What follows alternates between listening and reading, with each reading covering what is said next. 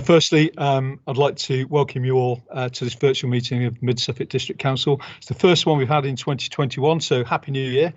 Let's just pray that this next year, or this next 12 months, is safer and better in every way than the previous 12 months. Before we start the meeting, may I first of all remind you of some domestic arrangements. Please ensure that microphones are muted when you're not speaking, that you do not interrupt other speakers. Members are reminded not to use the messaging or chat function during the meeting unless it's to report pecuniary or non-pecuniary interest or to notify the chair that you wish to make a proposal. That if you're attending the meeting to speak and persistently interrupt the meeting, you may be asked to leave. Additionally, you will be invited to speak and ask questions by the chair. Please await your turn. If members lose connection on the meeting, that they then contact the member support officer, Mandy Smith, as soon as possible so we can get you back in is really important. And as this is a virtual meeting, you will not need to stand to address the chair. I would like to remind everyone present that this meeting will be broadcast live to the internet and will be capable of repeated viewing. The whole of the meeting will be filmed, except where there are confidential or exempt items. If you make a representation to the meeting, you'll be deemed by the council to have consented to being filmed. By entering this meeting, you are also consenting to being filmed by the council and to the possible use of those images and sound recordings for webcasting and or training purposes. The council members of the public, and the press may record, film, photograph or broadcast this meeting when the public and press are not lawfully excluded. And I'd just like to add, please continue in the vein you did last year of being polite and respectful for others. And remember the Constitution, and let's keep the etiquette nice and fine and have a smooth meeting. I'll now move to the agenda. Apologies for absence, please. Thank you, Chair. I have received apologies for absence from Councillor Guthrie.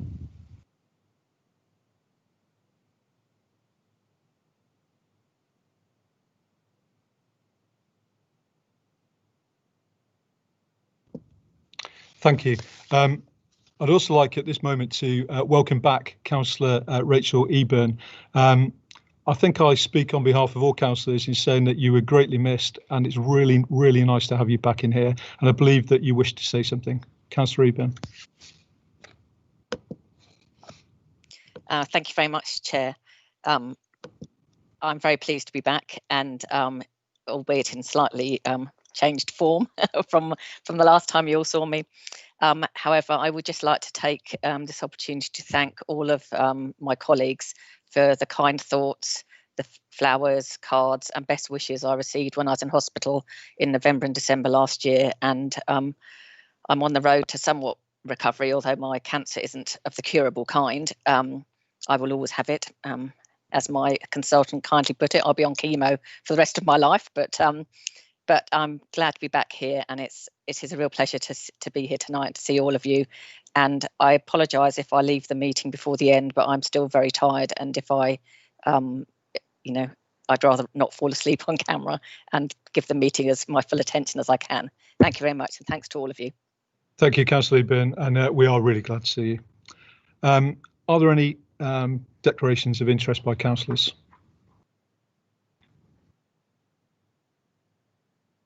Okay, there are none. We're now going to move on to MC 2015 to confirm the minutes of the extraordinary meeting held on the 11th of November 2020, and this is for accuracy only, and those pages are 9 to 16. Are there any issues with accuracy? Could I have a proposer, please?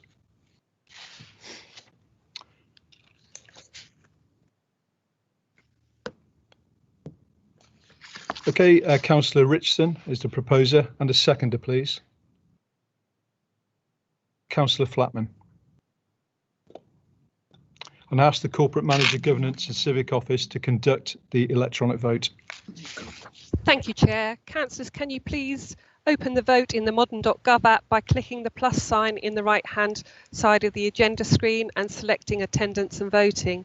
In the voting tab, the vote for this agenda item will turn blue, and please click on the blue line to open the vote. Thank you.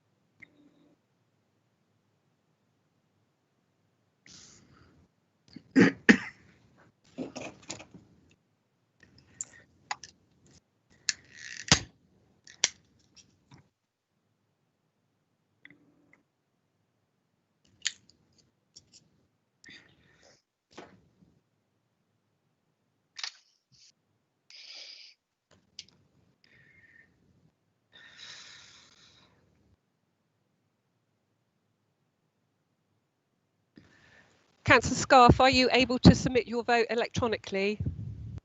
I'm sorry, my line hasn't gone blue, so my vote is in favour. Okay. I may have this problem at other votes. Okay, that's fine. Councillor Humphreys, we also need your vote and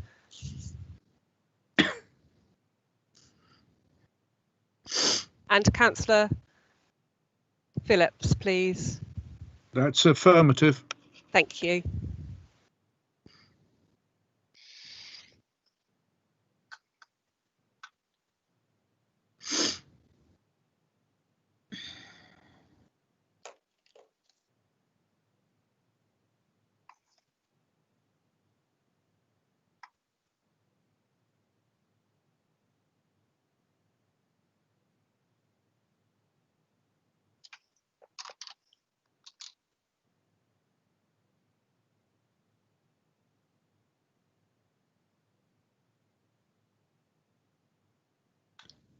So I'll say. So, Chair, that's 33-4 and 1 abstention. Thank you. The minutes of the meeting have been confirmed and will be signed at the next practicable opportunity by myself. We'll now move to MC 2016 to confirm the minutes of the meeting held on the 26th of November 2020, again for accuracy only, and they're on pages 17 to 26. Are there any issues with accuracy? I see 2 hands up. I'll take Councillor Flatman first, please.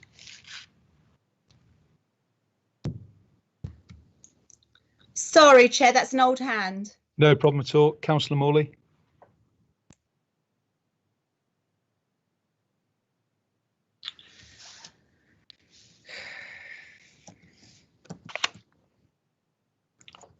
Okay, and Councillor Mansell, I see your hand up. Thank you, Chair. I just would like to, it's not actually a query on these minutes, it's a query on the vote for the previous minutes, because I think I heard the officer say that it was 33-4 and 1 abstention, but I don't think there are 34 people here. Thank you. Really good spot. I will now check that. Okay, we just had it confirmed. 32-4, 1 abstention. Really good. Thank you. Thank you. Okay, in that case, can I have a proposer, please? Okay, Councillor Haddingham, and a seconder, please. Councillor Carter. Thank you. I'll now ask the Corporate Manager, Governance and Civic Office to conduct the electronic vote.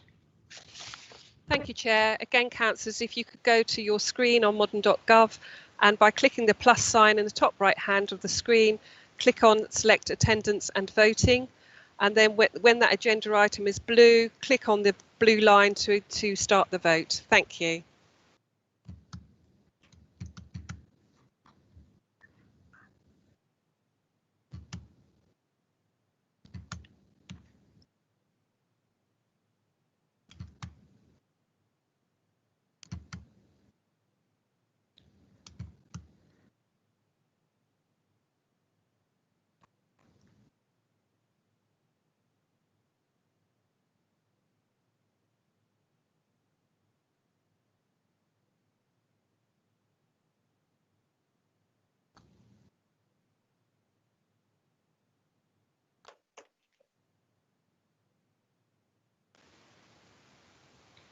Okay, can I have Councillor Humphreys vote, please?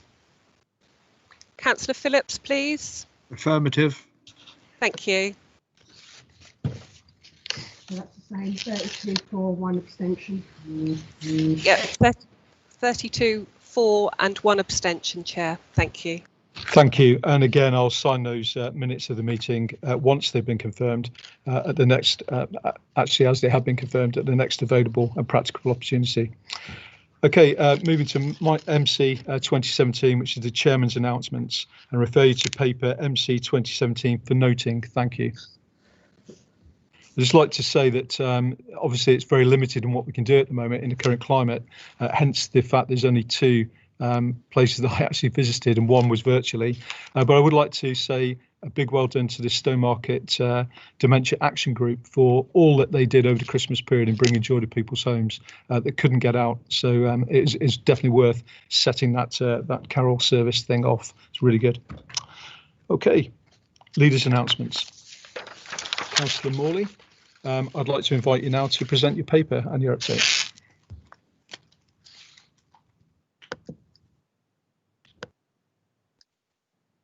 Thank you, Chair. This second COVID wave is clearly now much worse than the first last spring. I'm sure you are, like me, horrified to see the current level of daily deaths and hospital admissions. We are, of course, in a third national lockdown, but it's going to take a long time before we will see a significant reduction in rates of infection, hospitalisations and deaths. Suffolk has been badly hit, like all regions, and so we must continue with the public awareness and messaging campaign. Mid-Suffolk needs everyone to stay at home and follow the lockdown rules.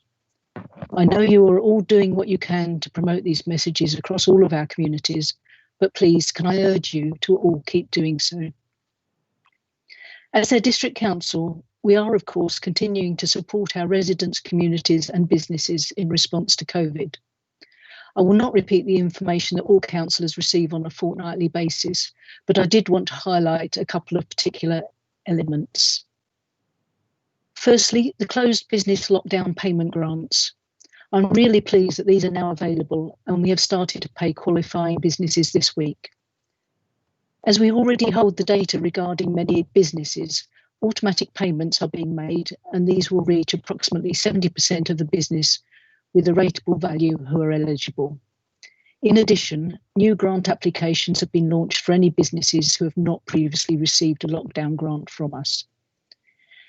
Our website has been updated accordingly and it is the best place to refer any business in your ward that may have contacted you. There are now a variety of government grants available and the picture has become quite complex. But again, full details are on our website, including a comprehensive infographic describing them all. And we are, of course, guiding our businesses through this to make sure we make it as simple as possible and they swiftly receive all of the money that they are entitled to. The other aspect that I wanted to mention in relation to COVID is the vaccination programme.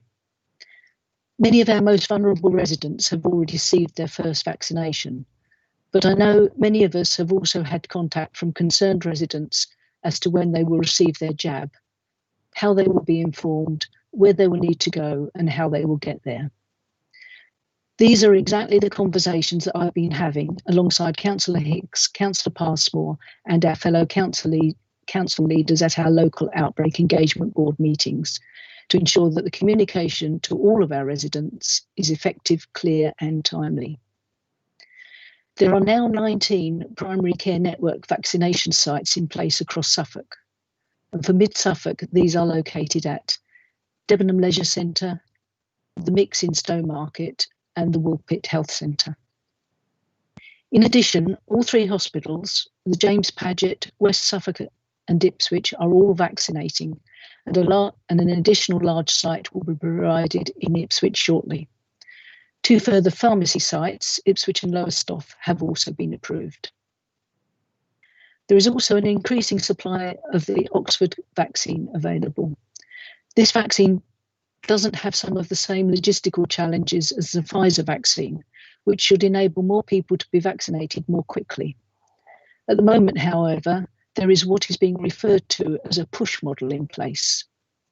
And that means that our local NHS is not responsible for managing the supply of the vaccine, but they hope to be able to move to a pull model shortly so they can draw down the level of vaccine that they need based upon demand. In any event, they remain on track to achieve the first two government milestones of vaccinating all care home residents and staff by the 24th of January and all of our first 4 cohorts by mid-February. We are pleased that an excellent new Suffolk-wide website, www.sneevaccine.org.uk, has now been launched. But Matthew, Tim and I will continue to push and support the NHS with regard to effective communications to all our residents. We are not directly involved in the delivery of the vaccination programme, but we are supporting and facilitating it in a number of ways. Just 2 examples of this is the work our planning, assets and legal officers are doing in support of the Woolpit GP surgery, with a neighbouring housing developer to deliver an expanded car park that will enable the acceleration of the vaccine programme in that area. And of course, provision within our existing car park sites, such as in Stowmarket, to support delivery of the vaccination programme at the Mix. We're also a partner on the Suffolk-wide resources cell, and so we'll continue to deploy our officers where possible, when needed, to ensure the delivery of not just the vaccination programme, but also the new testing programme for asymptomatic workers who are unable to work from home. This testing programme is expected to be rolled out over the next few weeks. Last night, there was the first of what will be a regular meeting for our district and county councillors to hear from and post questions to the NHS. I hope many of you took this opportunity up. Those who attended will know that I asked a number of questions on our behalf. Tonight is also the second equivalent community session for members of the public. I could not miss this opportunity to highlight again how proud I am of how we are still continuing to deliver on our wider priorities during these difficult times. With this in mind, I wanted to mention the fantastic news published this week regarding our successful purchase of 121 new council homes, including developments in Hawley, Stowmarket and Woolpit. This is of course in addition to the work already underway to build 130 council homes at our former Needham Market Middle School site and our former headquarters. I'm also pleased to announce, in line with our customer strategy, to support customers to contact us at a time that suits them 24/7, we are launching a pilot tomorrow that enables customers to easily access online information through new and innovative automated telephony and chatbot services. Through this enhancement, customers will be able to log queries such as missed waste collections, find out information about environmental services, and receive links to our online forms via SMS text at any time of the day or night. This pilot will run for 12 months and provide valuable insight into how customers wish to engage with us, which will further inform our plans for digital services in the future. Finally, I also wanted to highlight the Cabinet's recent decision to move our fleet of vehicles, in particular our waste and housing vehicles, to hydro-treated vegetable oils rather than diesel. In line with our commitment to tackling climate change, this alone will cut approximately a quarter of the Council's total CO2 emissions and 90% of our vehicle emissions. If any councillors have any questions about any of these, then please do contact me or the relevant Cabinet member outside of tonight's meeting. Thank you, Chair. Councillor Eburn, I see you've got your hand up. Is this a point of clarification that's required? A question and a point of clarification.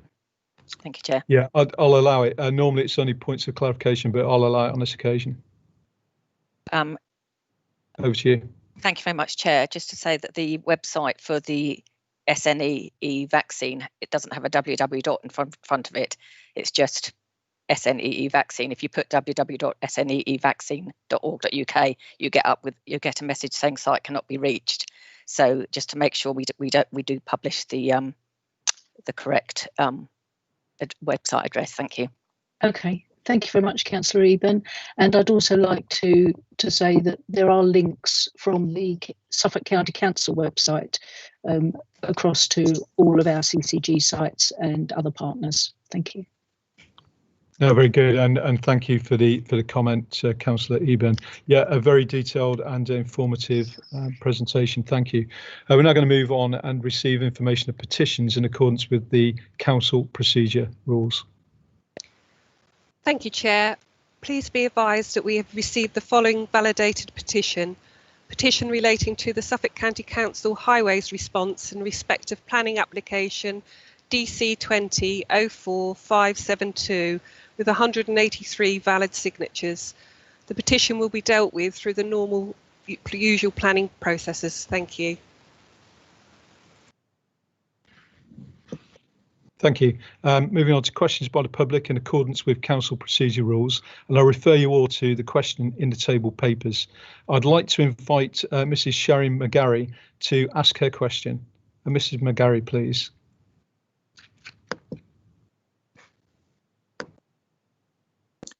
Hello. One of the key recommendations for meeting government climate change targets in the 2020 report by government advisory body, the Climate Change Committee, was low cost, low regret actions to encourage a 20% shift away from all meat by 2030, rising to 35% by 2050, and 20% shift from dairy products by 2030. Good quality plant-based meals are healthier and can be cheaper. They can also be more inclusive, as the same meal can be shared by a wide variety of people, including Jewish, Muslim and Hindu people and those with dairy allergies.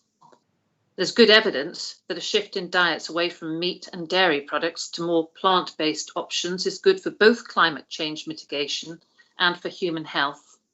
Will the District Council commit to implementing menu changes that remove bias towards meat and dairy within its own sphere?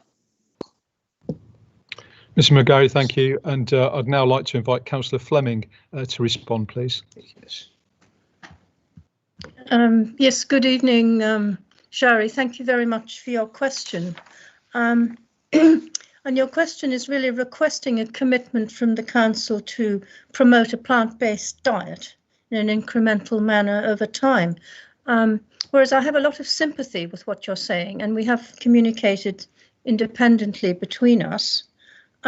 This is not something that we as a council can support for several reasons, including the fact that the council is not actually actively involved in catering or supplying food at the moment.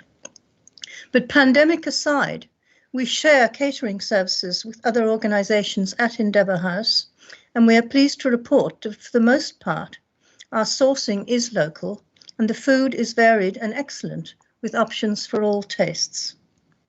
However, I do believe there is widespread support for better farming and food production practices and local sourcing to reduce food miles and emissions. We take the position that these kinds of choices are for individuals, and the Council caters for individual preferences very effectively. It is continually seeking opportunities to improve the environmental footprint of all our services.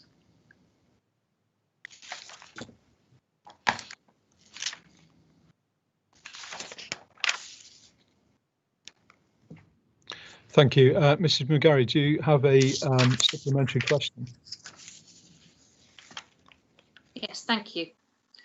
Will you regularly advise food outlets in the district during visits and via bulletins about the climate and food hygiene advantages of vegetarian and plant-based menus? Thank you. And Councillor Fleming, if you'd respond, please. Thank you again.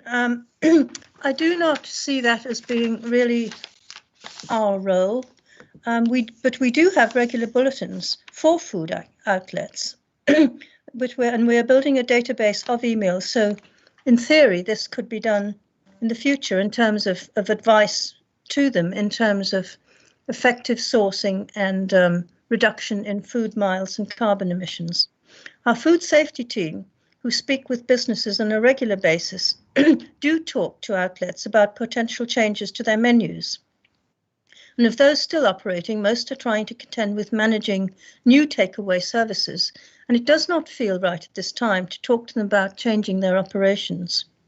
We continue to support our businesses in every way possible, and should businesses want to talk about how they can change their offer with us, we will be more than happy to help them. Councillor Fleming, thank you. And Mrs. McGarry, thank you for your question and thank you for attending the meeting tonight. We're now going to move on to questions by councillors in accordance with council procedure rules. I believe none have been received. Therefore, we'll now go to MC 2018, the Overview and Scrutiny Committee reports. And I'd like to invite Councillor Wellham to introduce paper MC 2018, which is for noting. Councillor Wellham. Thank you, Chair. My report, MC 2018, covers 2 meetings of the Joint Overview and Scrutiny Committee. We reviewed the role of members appointed by Council as representatives to outside bodies. We looked at the value that the representatives bring to the body and to the Council. Each body was asked about their view on the value of having a Council member as a member of that body or as an observer.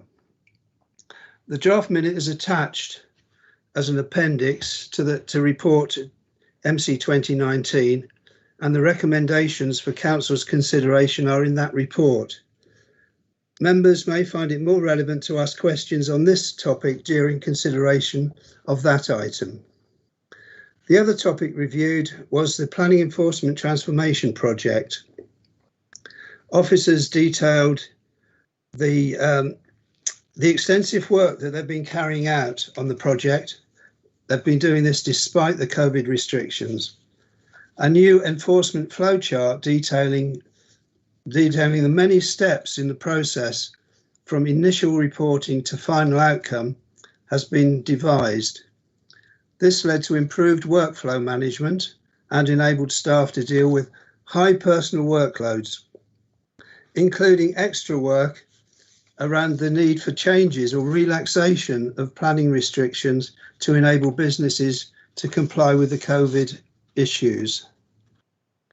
Committee agreed that a joint member task and finish group be established to make recommendations to a joint local planning enforcement policy, and that progress on the transformation be reviewed by the Joint Overview and Scrutiny Committee upon completion of the work of the task and finish group.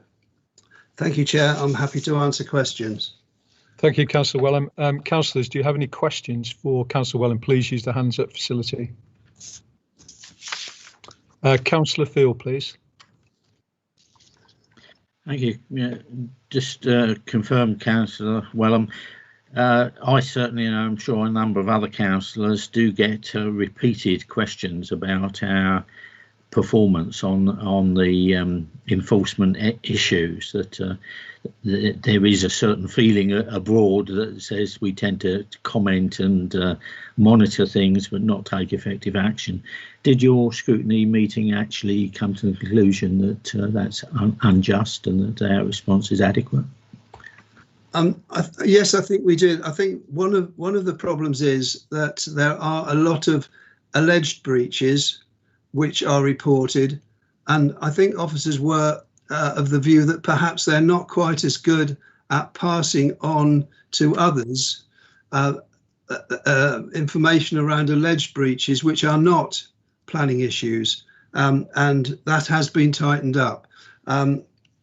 There was an immense amount of work which had been sort of hanging around for many years, some of it, and they have reviewed every case that has been outstanding for any time, and I think they've reduced significantly the number of outstanding cases, and they have a really good process now so that every case is captured and every case is progressed. When there was the first stage of the reorganisation of the enforcement team, they found that there were a number of cases. Well, there are a number of cases which were given their own specific case number, but they were indeed the same alleged breach. But the process has been tightened up, and everything seems to be working much better. Officers agree that there is still some way to go, and that's why the task and finish group is being set up, and a report will come back to overview and scrutiny in the future. Thank you. Thank you. Councillor Warboys, please.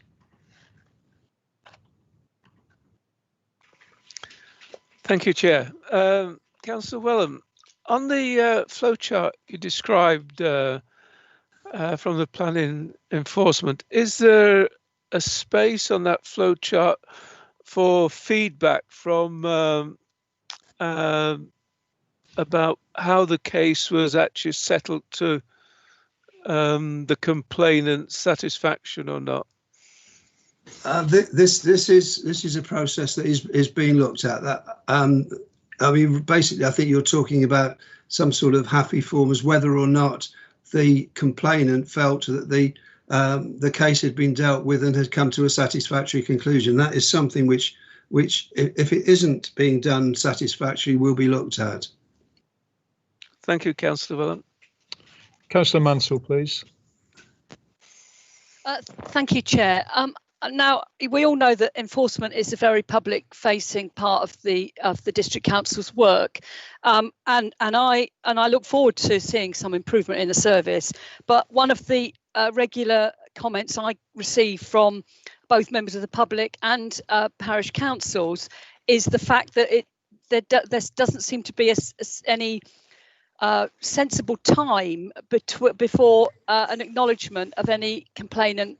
You know, if they send something in, they don't seem to even get an acknowledgement that it's been received, so they don't know if anything is happening on it. I mean, I won't make any comments about the outcome of any planning enforcement case, because often the public are not satisfied, but that is just the legal process. But I am concerned about the lack of acknowledgement of a complaint being made to the council to the person who's put that complaint in. Well, I think there is pretty much an automatic acknowledgement, but I think perhaps what you're talking about is their feedback at the various stages. My own personal view is that whenever I have appreciate it may be different for members, but when I have put in an alleged breach, a case has been looked at, as soon as the site inspection has taken place, I have heard back. Now, I appreciate not every enforcement case needs a site inspection, but if there are particular cases, I mean, this is an ongoing process, so I believe it is getting better. But if there are ongoing problems, then I think we at the Overview and Scrutiny Committee need to know about it, and also the Task and Finish Group. Thank you. You know, I've not got any issue with response to members. It's a response to the members of the public and parish councils that I'm concerned about, because if it's an automatic acknowledgement, I've certainly had reports that they haven't even had that. So I do think that is one area that does need to be looked at. Yeah, I mean, if I can come back, I do believe that every alleged breach report gets an automatic feedback, or gets a letter to say that it has been logged, and there is a case officer. The name and contact details are there, so if there is a problem, then it should be possible for the individual to follow it up. Well, maybe I will pass on my comments to you in another forum. Thank you, Councillor Wellham. That'd be really useful, I think. Don't lose that point. So, Councillor Norris, please. Thank you, Mr. Chairman. At a review meeting approximately 5 weeks or so ago on enforcement, the possibility was discussed of a regular update on open cases being provided to members on a ward-by-ward basis. Was anything further mentioned in that respect? Thank you. Yes, that was mentioned. The other thing that was mentioned was that the possibility that they would look into the possibility of some information being available to members automatically via in the same sort of way that you can find information about planning applications, progress that's being made with those, that progress being made with enforcement cases might also be available, not necessarily to the public, but to members. Thank you for that. Thank you. Looks like we've come to the end of questioning. So, Councillor Wellham, do you have anything else to add? No, I've got nothing else to add. Thank you, Chair. Thank you. And that report was for noting only. We're now going to move on to agenda item 11.11 alpha. So recommendation cabinet committees. JC/20/3 half-year report on Treasury Management 2020 to 2021. And I'd like to invite Councillor Miller to introduce paper JC 20/3 and move the recommendations of the agenda. Thank you very much. Thank you very much, Chair. At its meeting on the 30th of November 2020, the Joint Audit and Standards Committee considered paper JAC/20/3, the half-year report on Treasury Management 2021. Before I move to the recommendations, Chair, may I have permission to read a short statement on this paper? Thank you, Chair. This is the Joint Treasury Management Report covering the position for the first 6 months of the financial year 2020-2021. It provides details of performance, effects of decisions taken during that period, and confirms compliance with the Council's Treasury Management Policy. The report explains in more detail the factors affecting the strategy and activities, including the regulatory framework, economic conditions, interest rate, and liquidity risk. In a relatively short period since the onset of the COVID-19 pandemic in March and the ensuing enforced lockdown in many jurisdictions, the global economic fallout has been sharp and large. Market reaction was extreme, with large falls in equities, corporate bond markets, and, to some extent, real estate, echoing lockdown-induced paralysis and the uncharted challenges for government, business, and individuals. The unemployment rate increased to 4.1%, with an expected peak when the furlough scheme was due to finish at the end of October of between 8% and 9%. This is now likely to be revised following the extension of the scheme to the 31st of March 2021. Interest rates remained at the record low of 0.1%, and the headline rate of consumer price inflation fell to 0.2% year on year. More specifically for Mid Suffolk District Council, 1. Banking activities undertaken were within the daily bank account limits. 2. Mid Suffolk has reduced overall debt by 17 million by making repayments on long-term Public Works Loan Board loans and replacing medium-stroke-longer-term local authority loans with short-term loans. 3. The council lent a further 1.6 million to Sifco Limited. 4. All investment activities undertaken were in accordance with the approved counterparty list. 5. The council's investment activities, including average returns, can be found at Appendix C of the report. 6. Investment by the council in Funding Circle has reduced as unallocated funds have been reclaimed and existing loans repaid. During the period, this was 53,000 of the 215,000 previously invested, leaving a balance on 30th September of 162,000. And 7, the council is compliant with the upper limits for interest rate exposure. The investment activity undertaken for the year was done so in priority order of security and liquidity over yield as prescribed in the Treasury Management Strategy. The recommendations set out in the report were accepted by the committee on the 30th of November, and there are 2 recommendations, 3.1 and 3.2 in your papers, and the recommendations are: 1, that the Treasury Management activity for the first 6 months of the 2021 period as set out in the report and appendices be noted, and secondly, that it be noted that both councils' Treasury Management activity for the first 6 months of 2021 was in accordance with the approved Treasury Management Strategy, and that the council has complied with all the Treasury Management indicators for this period. If any members have any questions, the Director of Finance, Assistant Director of Finance, Catherine Still, is here at this meeting tonight, but I'd like to propose those recommendations, and could I ask for a seconder, please? Thank you, Chair. Thank you, Councillor Miller. Do we have a seconder? Councillor Caston. Thank you very much. Yes, I'd like to second Councillor Miller's proposal. Thank you. We're now going to move on to questions, and councillors may ask as many questions as they wish.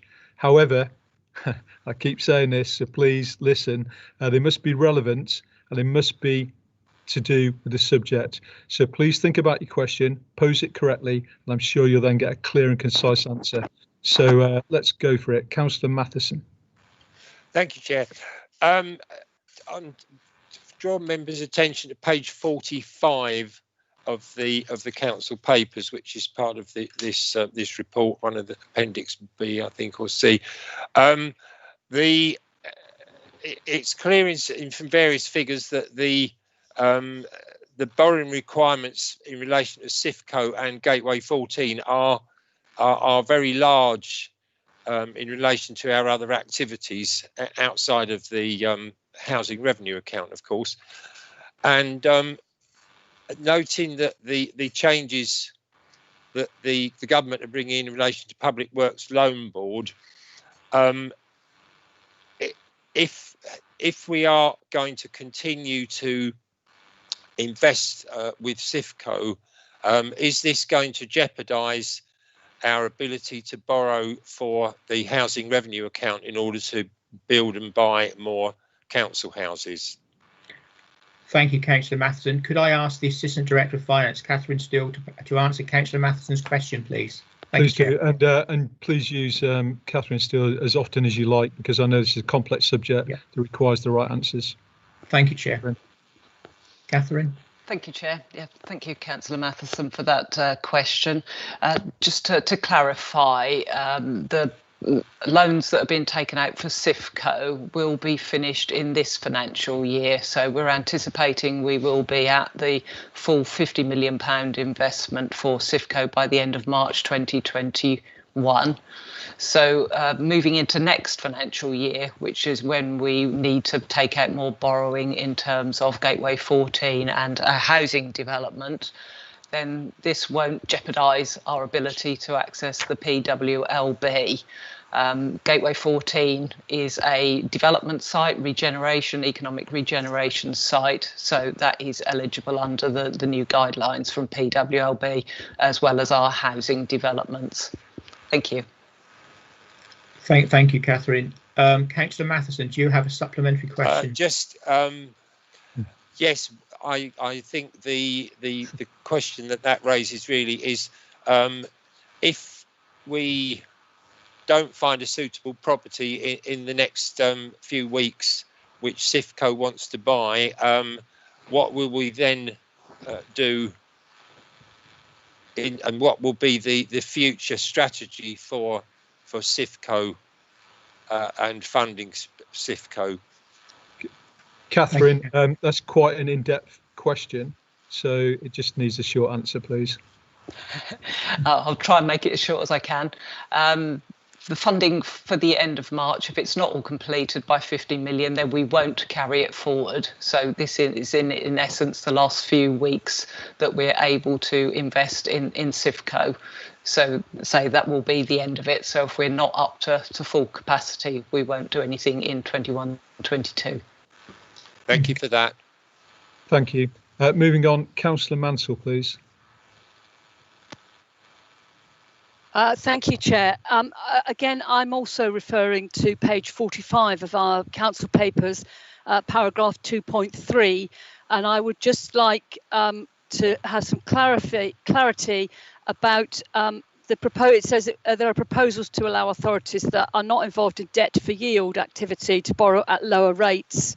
Can somebody tell me whether that applies to us? Does that mean because we are involved in debt for yield activity, we will not be able to borrow at the lower rates proposed by this new arrangement? Catherine, please. Thank you, Chair.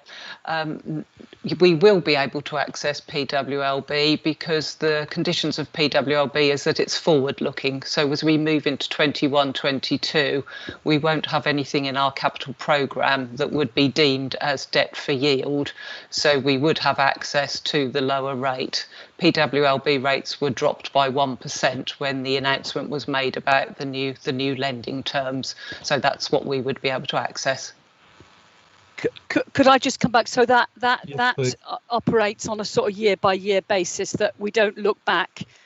It's within financial. If we're looking towards the financial year 21-22, if we don't do any debt for yield activities at all in that year, we can have the lower rates. Am I reading that correctly? Yes, and it's actually 3-year forward look rather than just the 1 year. So it would be 21-22, 22-23 and 23-24. Thank you. And Councillor Field, please.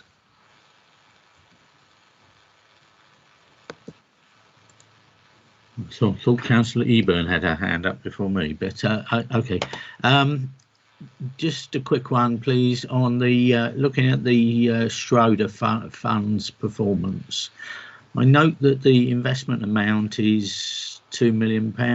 The investment valuation is 1.2 million.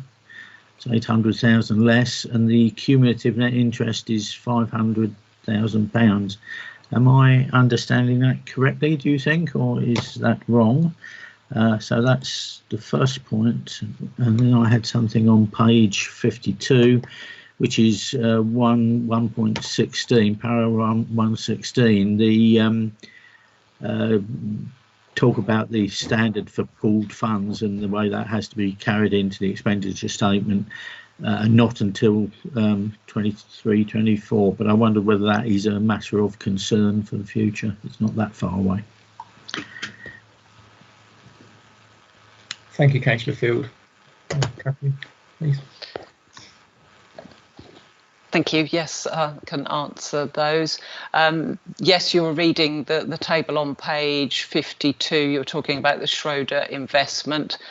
Yes, the amount invested was £2 million, and as at the 30th of September, the current valuation was £1.2 million, because obviously markets dropped a lot in the first half of the year due to the COVID pandemic. I haven't got the most up-to-date figures, but I wouldn't be surprised if that valuation has gone up again since then. And yes, the cumulative interest that we've received right back to when we first invested in Schroders is the 0.5 million that you referred to. And in terms of the other question you asked about the accounting change, it's something for us to keep an eye on, because the government has said it's not eligible until April 23, but they quite often extend deadlines and change the arrangements around that, so it's something that we will definitely be keeping an eye on. But if I may come back on that, does that mean that the issues that we might look for now, like the Schroders one I just identified, are a potential problem, or are they not? Depending on the market valuation as at that date when it comes in, if it was still below market, if the market valuation was still below the investment price, then yes, we would need to take something into our general fund. And these are short-term investments, unlike our SIFCO, where we sort of claim we're going to hold the investments until the property values rise in some number of years. These are relatively short-term, I assume. Schroders is for the longer term. It's cash that we thought we had for a longer period of time, but there is we can reclaim the funds if we need to. So we will keep that position under review over the next 2 years. Thank you. Thank you. Before I move on to Councillor Eburn, she might have her hands up to tell me off, actually, because I made a terrible mistake and I forgot to get the seconder prior to the questions. So please accept my apologies on that. It was my excitement to get moving on to the questions. Therefore, can I have a seconder, please? And I'll come back to you shortly, Councillor Eburn. Okay, seconder is Councillor Caston. Councillor Caston. Thank you very much. Happy to second. Thank you.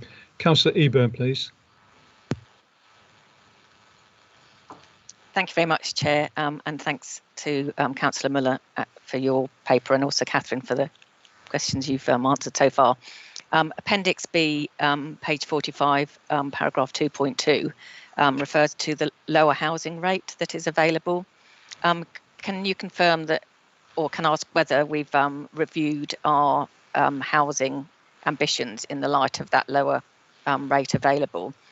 And if not, whether we can take advantage of that sooner rather than later, especially to progress some more environmentally sustainable housing. Thank you. Councillor Miller, or Catherine, actually, whoever's best qualified to answer that. Catherine, I think, Chair. I was going to say I might be qualified to answer the financial part of it. I'm not sure I can in terms of the ambition around housing. Yes, we would be able to access that rate for housing, and certainly in terms of the housing revenue account, I know Assistant Director for Housing is looking at reviewing the 30-year housing business plan at the moment. So that will include details and sort of our ambition around house building moving forward. Okay, thanks very much. I'll follow up with him. Thank you. Thank you. Councillor Mathewson, please. Thank you. Page 34, paragraph 11. It's very welcome that we will start to receive the reports on the environmental, social and governance performance of our various investments. And I was wondering whether Catherine Steele is able to confirm that the returns that we will receive will be broadly similar to those that we receive at the moment. Catherine, please. We haven't changed anything yet as a result of the environmental, social and governance report that we've had from Ireland Close, and that's mainly for one of the other questions about the market valuation currently being below what we took the investments out at. So until we get to the point where we wouldn't lose money by changing our investments, we will hold those, but certainly considering and looking at where we might invest in the future. Yeah, I see. I think what I'm asking really is do we know if the alternative with ESG filtering is going to is performing broadly similarly? Granted that they've all gone down a bit with the market. Are they performing similarly, I think, is the question. And obviously I'm looking ahead to discussing this at the Auditing Standards Committee on Monday. Yes, apologies, Councillor, I didn't quite understand the question. We haven't done that direct comparison at this point in time, so I couldn't answer that question now. Okay, well, I'll ask it again on Monday in a different context then. Thank you. Brilliant. Thank you. I can see no more hands up, so we're now going to move to debate. And just a reminder that councillors only be allowed 3 minutes, and this will be timed, and you can only speak once. Please use the hands up facility to indicate you wish to start the debate.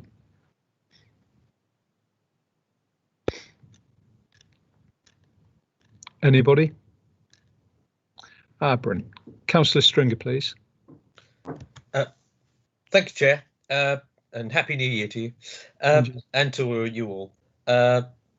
The motion on the debate just asks us to note all of the indicators, and that we have conducted our activities within line with them.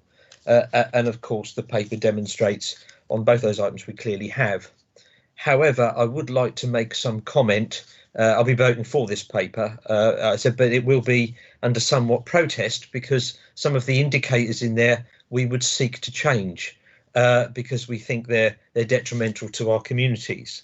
And some of the activity wrapped up in this report also I would just like to briefly comment on.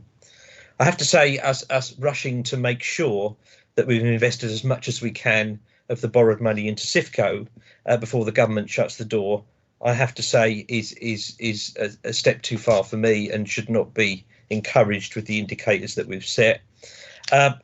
We must be the only people that are rushing to buy a house while it's still burning. The other thing that we have issues with are some of the investments that we choose to partner and to promote. We have clear policies that try and maximise community health and resilience, yet we invest in things like tobacco. We really have to review where we're going with this so we align our treasury management indicators also with the desires of our community. Thank you for being able to speak, Chair. Thank you, and that's all noted. Councillor Mayor, please. Thank you, Chair. I'd like to just respond to the last comment made by Councillor Stringer re Sifco and reassure him really that the Sifco board is not rushing to spend money. It is looking to invest, but it is maintaining the very high standards of governance that it's employed throughout the programme to ensure only suitable properties are purchased. And I was very interested to hear his comment that house is burning. Well, Sifco in the last quarter has repaid all its debt, to all the quarterly debt, repaid it fully to the council. Capital values have started to rise. The percentage of rent paid has the percentage recovered is increasing, and voids are falling. And this is all against the background where we've been through apparently the worst downturn for 300 years. And it's interesting to note that Sifco is providing positive cash flow to the council when other investments such as the Schroeder investments are failing really quite badly. So I think Sifco is performing and the house is definitely not on fire. Thank you. Thank you. I'm glad to know that. Councillor Passmore, please. Thank you very much, Chairman. Just a couple of comments, really picking up on Andrew's point about looking at our investments. I think what's just been illustrated tonight is actually it does pay to have a variety of investments in order to spread the risk. I have no problem at all in once again looking at our investments. I can remember years ago when I was leader, some of you will remember, I think you were there, well, you must have been there at the same time, Andrew, when we had some councils investing in things like Egg, Iceland and God knows what else, which really ended up as a bit of a disaster. So what I'm saying is we learn the lessons, we move forwards. So looking at this is absolutely fine. And when you're looking at ethical investments, I can remember people put things into the then defunct, or what has now had to change radically, the Co-op Bank and so on. So all I'm saying is have a look at this by all means. I would support that, but we need to look at good returns to the taxpayers balanced with ethics, and whilst we're at it, supporting the local economy, and you know I'm very, very passionate about that. So I just wanted to add that to the debate as we go forward. It's a good idea, and I will be of course supporting the recommendation. Thank you very much, Chairman. Thank you. Anybody else wish to enter the debate? Councillor Field, your hand's gone down now. Do you wish to enter the debate? I do. Just a slight trouble with the clicking on hands. Same problem. Thank you.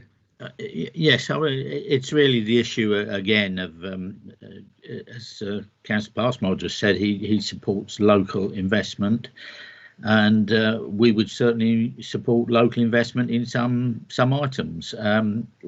We are very much concerned always that the investment for Sifco is across the country in all sorts of places, in a diverse variety of operations, which one understands. The problem is that all these locations are within the same economy, the UK economy, and clearly a number of them are quite challenged at the moment. I think the news today, if I remember, indicated a number of large companies pulling out of office accommodation, having discovered that people can work from home. So our concern very much is that there is a very substantial risk here. I don't know who has a comparison of the, say, the CCLA investment, which is small, but compared with the Sifco yield, to me it looked quite sound, and somewhat surprisingly, as a body, even their property fund seems to be doing well at the moment. So I think we have what I regard as a reasoned concern about this and the level of risk that's involved, irrespective of current performance. Thank you. Thank you. I'll just give you a couple of seconds to see if anybody else wants to enter the debate. No, all quiet. Okay, Councillor Muller, do you wish to add anything? No, I'm quite happy with all the answers that the Assistant Director for Finance has given, and thank you to members who've actually asked questions, both as questions and in the debate. Thank you, Chair. Thank you. Therefore, before we move to the vote, I'll just read out the recommendation. One, that the Treasury management activity the first 6 months of 2020-2021, as set out in the report and appendices, be noted. 2, that it be noted that both councils' Treasury management activity for the first 6 months of 2020-21 was in accordance with the approved Treasury management strategy, and that the council has complied with all the Treasury management indicators during this period. I'll now ask the Corporate Manager, Governance and Civic Office to conduct the electronic vote. Thank you, Chair. Councillors, can you please open the vote in the modern.gov app by clicking the plus sign in the top right hand of the agenda screen and selecting attendance and voting. The vote for this item will show in blue, but you may need to scroll down the page to be able to open the vote. Thank you.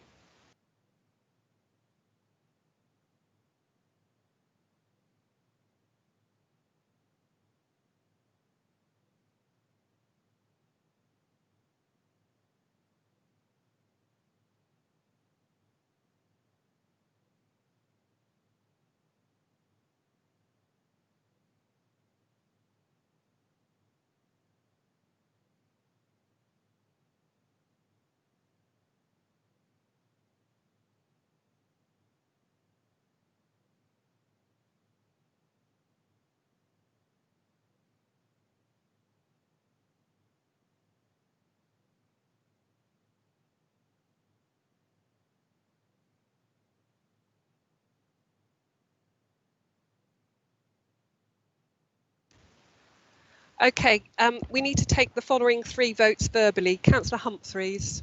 4. Councillor Warboys. 4. And Councillor Phillips. 4. Thank you. Okay, so that is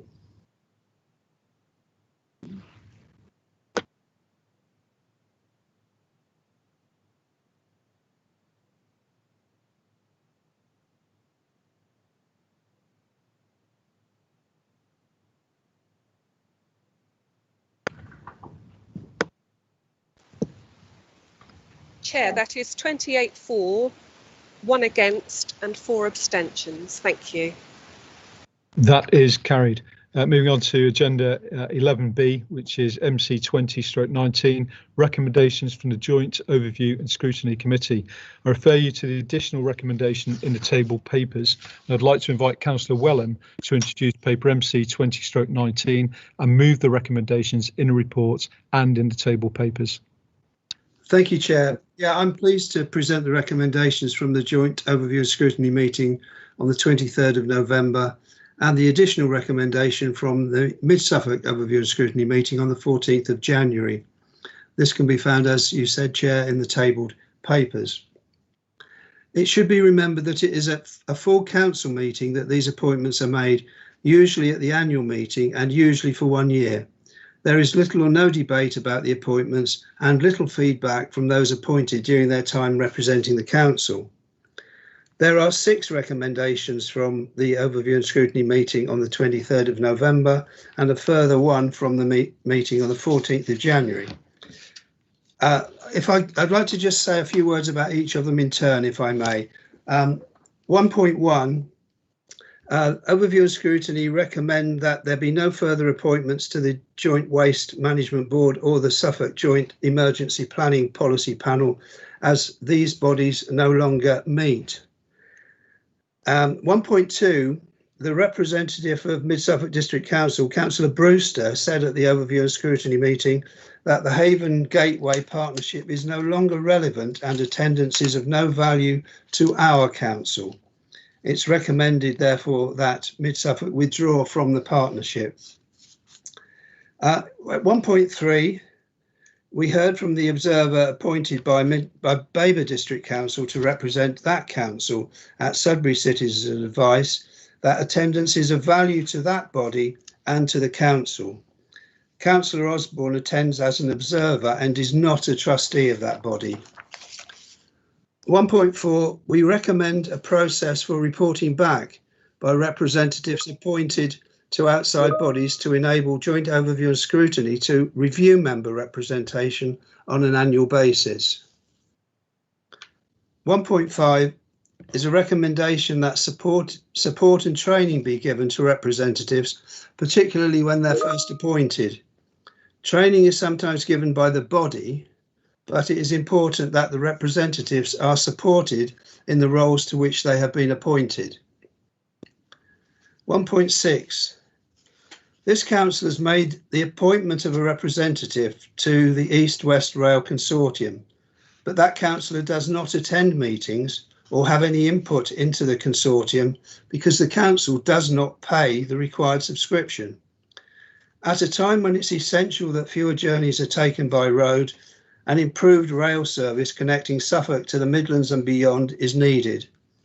There are 4 rail stations in Mid Suffolk. It is vital that Mid Suffolk District Council are represented at meetings when the east-west route through Mid Suffolk is discussed and decisions taken. Overview and scrutiny recommend that the council considers paying the subscription so that our representative may attend. And the additional recommendation is that council approaches the Suffolk Disabilities Forum to establish whether representation on the body is appropriate, and if so, that an appointment be made by full council. And I will therefore propose all of those, I think it's 7 separate recommendations, and look for a seconder. Thanks, Councillor Wellham. Do I have a seconder, please? Councillor Brewster.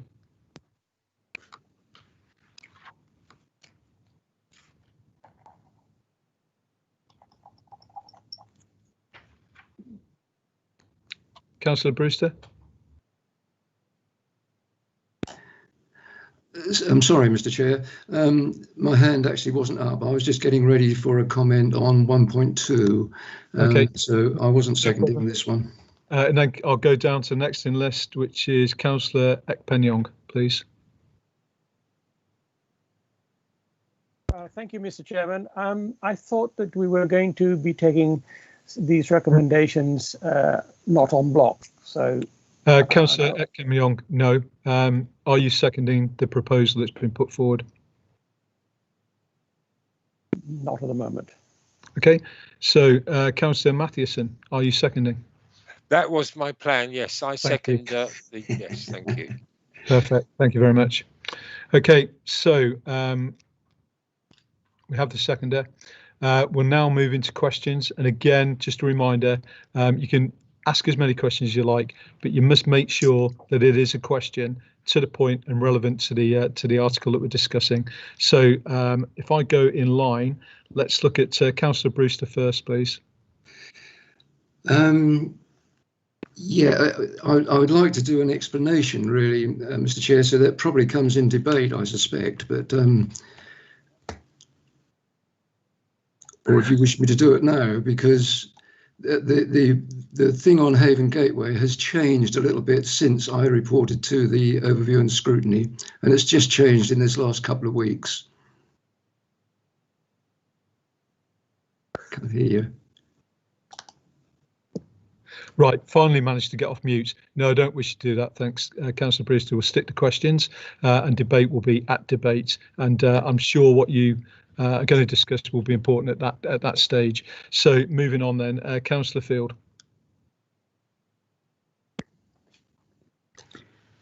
Thank you. The first question is well, there's two or three questions. The first one is really that where is the list that Councillor Wellham was reading from? Because I'm looking currently at page 73, and that has some paragraphs labelled 1.3, 1.4, 1.5. But in that text, for instance, it repeatedly states that Councillor Wellham proposed recommendation 1.1, which was seconded by Councillor Scarf. Councillor Field, yeah. We'll answer the question. I think you should be on page 63. Is that correct, Councillor Wellham? It is, yes. Yeah.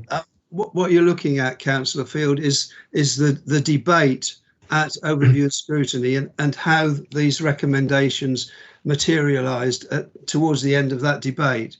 But the specific recommendations are on page 63 and 64 and in the tabled paper. Right. Happy? I'll retain the rest perhaps for debate, yes. No problem. Councillor Mansell, please. Thank you, Chair. I have one simple question to ask, but my other question may be a bit I'm not really sure if it is debate or not. My simple question is how much is the subscription fee for the East West Rail Consortium? That is a very simple question with hopefully a very simple answer. My other question is that maybe this isn't a question. I just don't feel able to debate and or vote on these particular recommendations en bloc because some of them are for consideration and some of them are actual recommendations. And I would like to know why some of them are that the council consider things, whereas other things are just plain recommendations. If that is a question. Okay, so I'll probably come back to that during debate, because I hear where you're coming from and I get it completely, but I'll have to listen to debate to whether we're going to do that or not, and that's the due process. So well, let's answer the question on the fee. Councillor Wellham. Sorry, I don't have that figure. There was something which £1,500, I believe. Is that correct? £1,500. £1,500. Yeah. Thank you. And Councillor Mansell, again, I'm not being disrespectful for you. We will leave that to debate, and I'll consider everything that I listen to throughout the debate and decide which way we go at that point. Councillor Passmore, please. Could I just come back? Yeah, certainly. On those recommendations that contain the word consider, are we actually going to be making a decision tonight or not? Because I don't really understand the word consider. Chair, if I can help, the word consider has been used when an appointment has been agreed at the start of the year, and we're asking that council review the consider again. For instance, what was the point of appointing somebody to the Joint Waste Management Board when it no longer existed? So. And then we've got that we didn't appoint somebody to the Mid Suffolk District Council, to the Citizens' Advice. There were reasons given why we shouldn't, but we wanted to, overview and scrutiny felt that should be considered. It should be discussed by council. It just wasn't discussed. But then there are new suggestions being put forward, like the reporting mechanism, so that's why that is not for consideration, but that it should be set up, and that would report to the Overview and Scrutiny Committee. I think it's a fair answer, and I think the word consider, when you read the article, is appropriate, to be honest with you. Moving on, Councillor Passmore. Thank you very much, Chairman. Yes, it sounds a bit like a yes minister answer, appointing someone to a board that doesn't exist, but there we go. I too would like to ask you to consider, no pun intended, Sarah, by the way, whether you would take these separately, because there are differences there, and I think it's very important. My question also was going to be, so that was the first one, and your chairmanship skills will no doubt come to the fore. Does anybody have a rough idea of how much we pay to the Haven Gateway, please? Councillor Wellham, please. £2,000, I know, but I don't have that figure, but Councillor Brewster probably does. Roughly, No, Brewster. I don't, in actual fact. I think it used to be about £8,000 or £9,000 a year, but that is a little while ago. So okay, we'll take that side. So I'll get the officers working on that and see if we can get the answer for you. And if it comes up at the debate stage, I'll bring it in then. Yeah, no, that's fine. Thank you very much. That answer. Okay. Chair, can I just come back on the question about why are we taking them all together, or should we be taking them separately?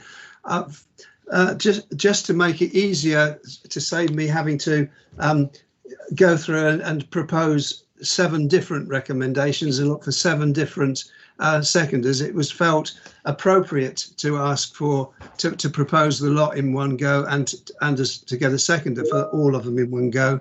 But I think those who have spoken are right that we should take them one at a time, because they are quite different. And that was my intention, that they would be taken one at a time. Good. I'm happy with that. As you're the proposer, I get it. I get the drift. I know where people are coming from, and I can pick up the tone already. I'm still going to go for the proposer and the seconder for the whole amount. Yeah. I think we'll take them separately, and this is my suggestion to you before we go to debate. And that suggestion is that we take recommendations 1.1, 1.4, 1.5, and 1.6 collectively, because I don't see that being a major issue. And then we look at 1.2 and then 1.3 individually. Are you happy with that as the proposer? And 1.7 as well. Oh, sorry, the extra one. I've called it 1.7. It's the one on the table paper. Table papers. All right. Yeah. Okay. Happy. That would have to be taken separately, I think. Yeah, I agree. Can I second that arrangement, Chair? I was going to come to you in a second.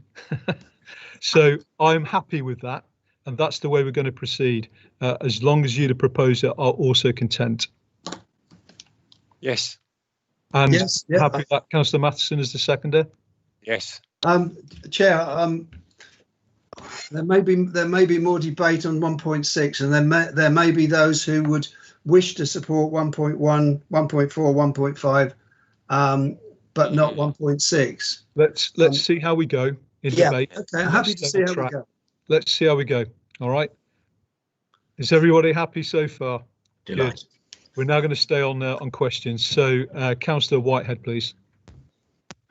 Thank you, Chair.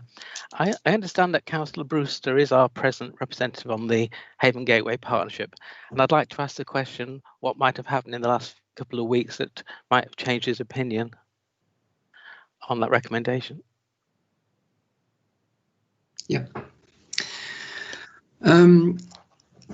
Yes, I reported to overview and scrutiny, and I gave my thoughts at that time. In the last week or two, there has been a change in the approach, really, in that Haven Gateway Partnership are working with the port system and with the Freeport systems and the structures that are being made there. They could be very, very useful to Mid-Suffolk as far as Gateway 14 is concerned, which would bring, obviously, some really positive elements into that structure, which could support all the businesses on their rate systems, on the business rate systems. That's now my reason, which I would now like to withdraw that from what's in the recommendations. Thank you. Chair, I don't know how we withdraw something from the recommendation. No. I think the only way for that not to be approved is for it to be rejected. Yes. Yeah.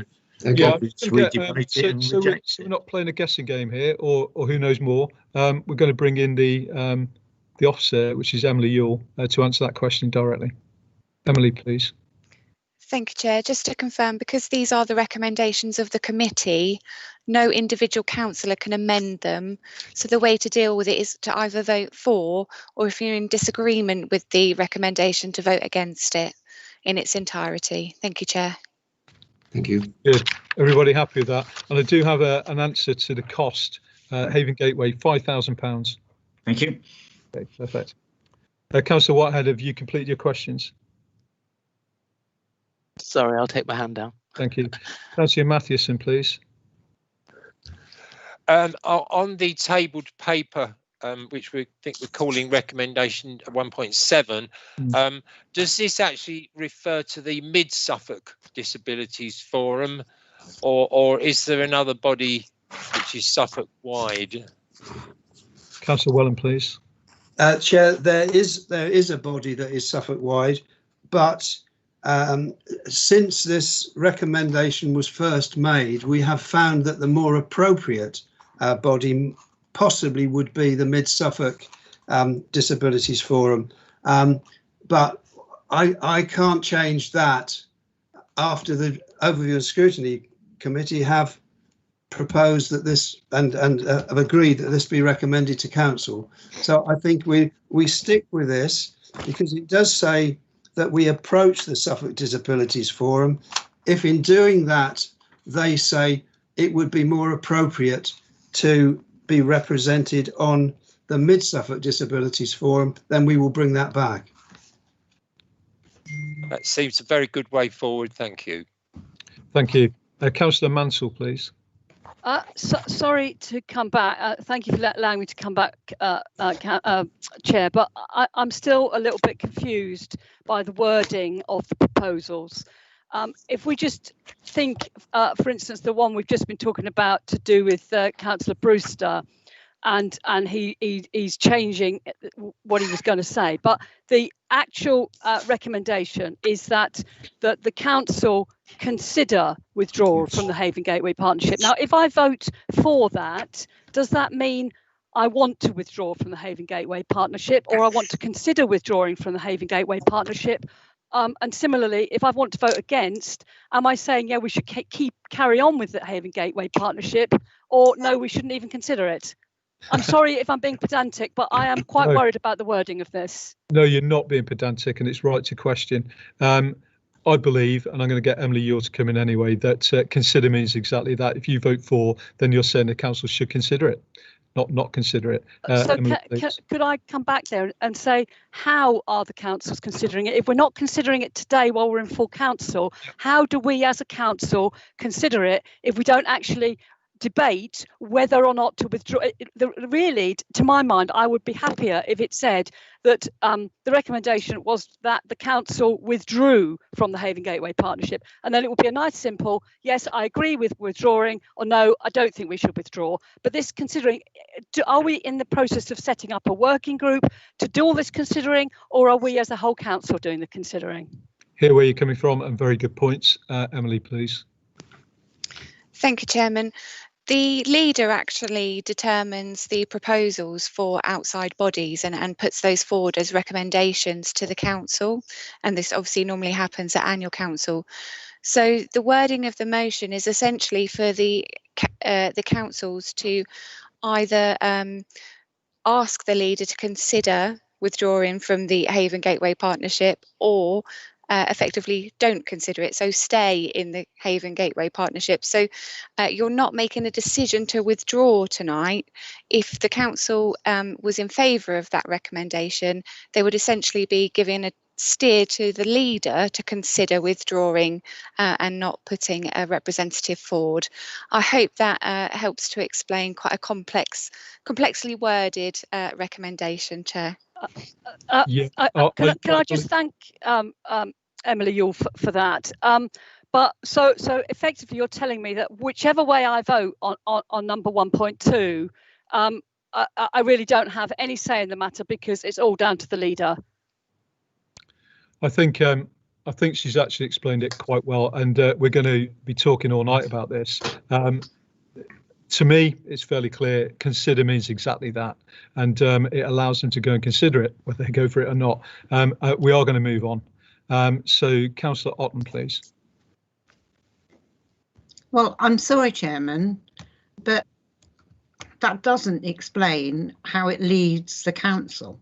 So if it is for the leader to consider, then we are giving her that, or whoever the leader is, that decision. So okay. we have. Yep, so, it's the same point. I'll come back to Emily Yule. So Emily.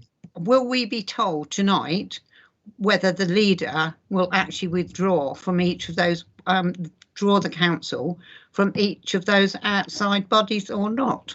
As I said, pretty similar question. I'll go back to Emily Yule. Emily.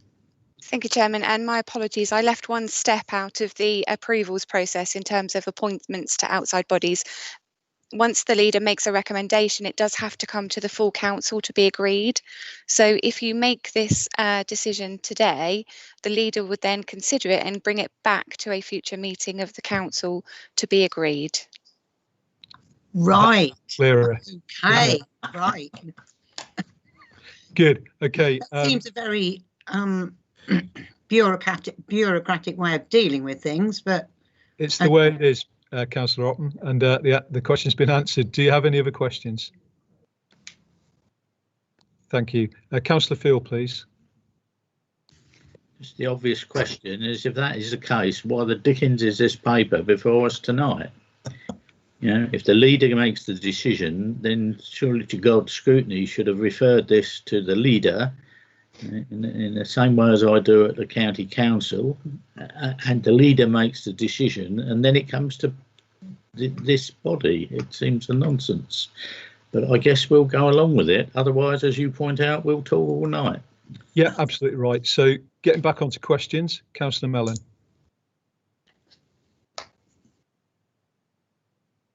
Sorry, Councillor Carter. I didn't see that. I'm sorry. Councillor Carter, please. Oh, thank you. And I do apologise about any background noise that may be coming through from my daughter at the moment.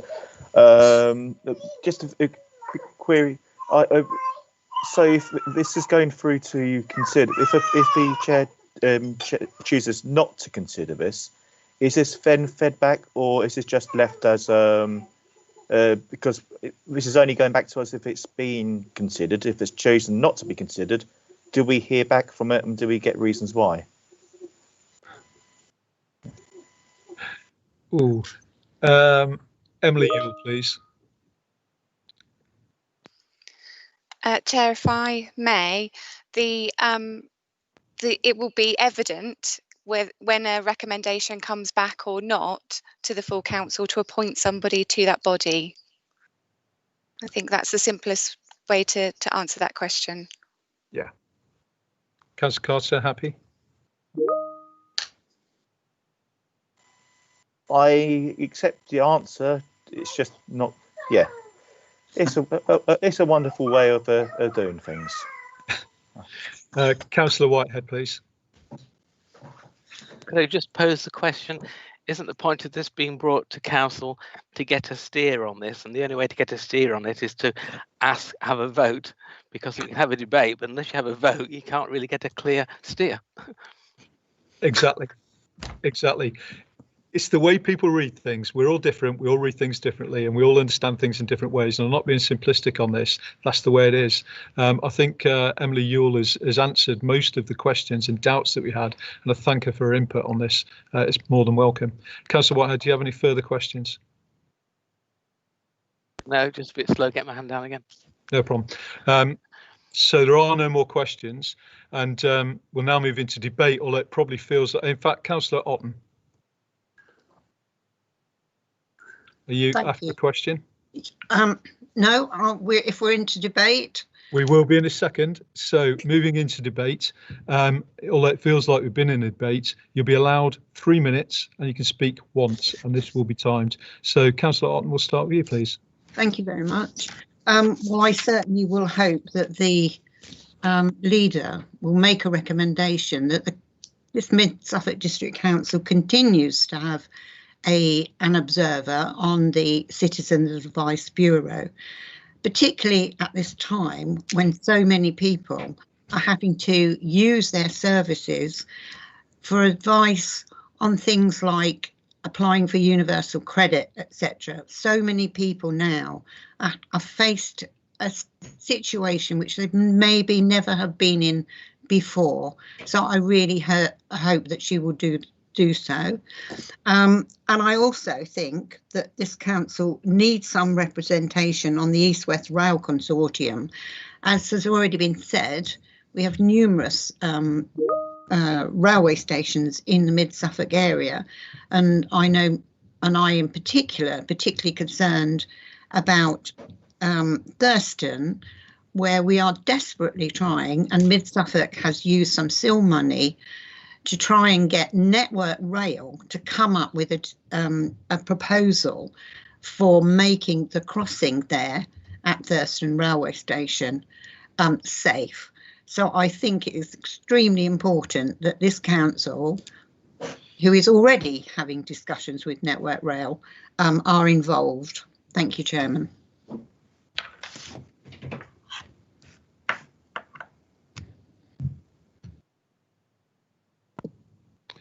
Thank you.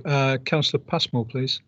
Thank you very much, Chairman. Yeah, I just wanted to comment regarding the Haven Gateway in particular, and to support what Gerard Brewster has said, because I was in a meeting the other day, in fact we were both at it, and this concept of the free ports,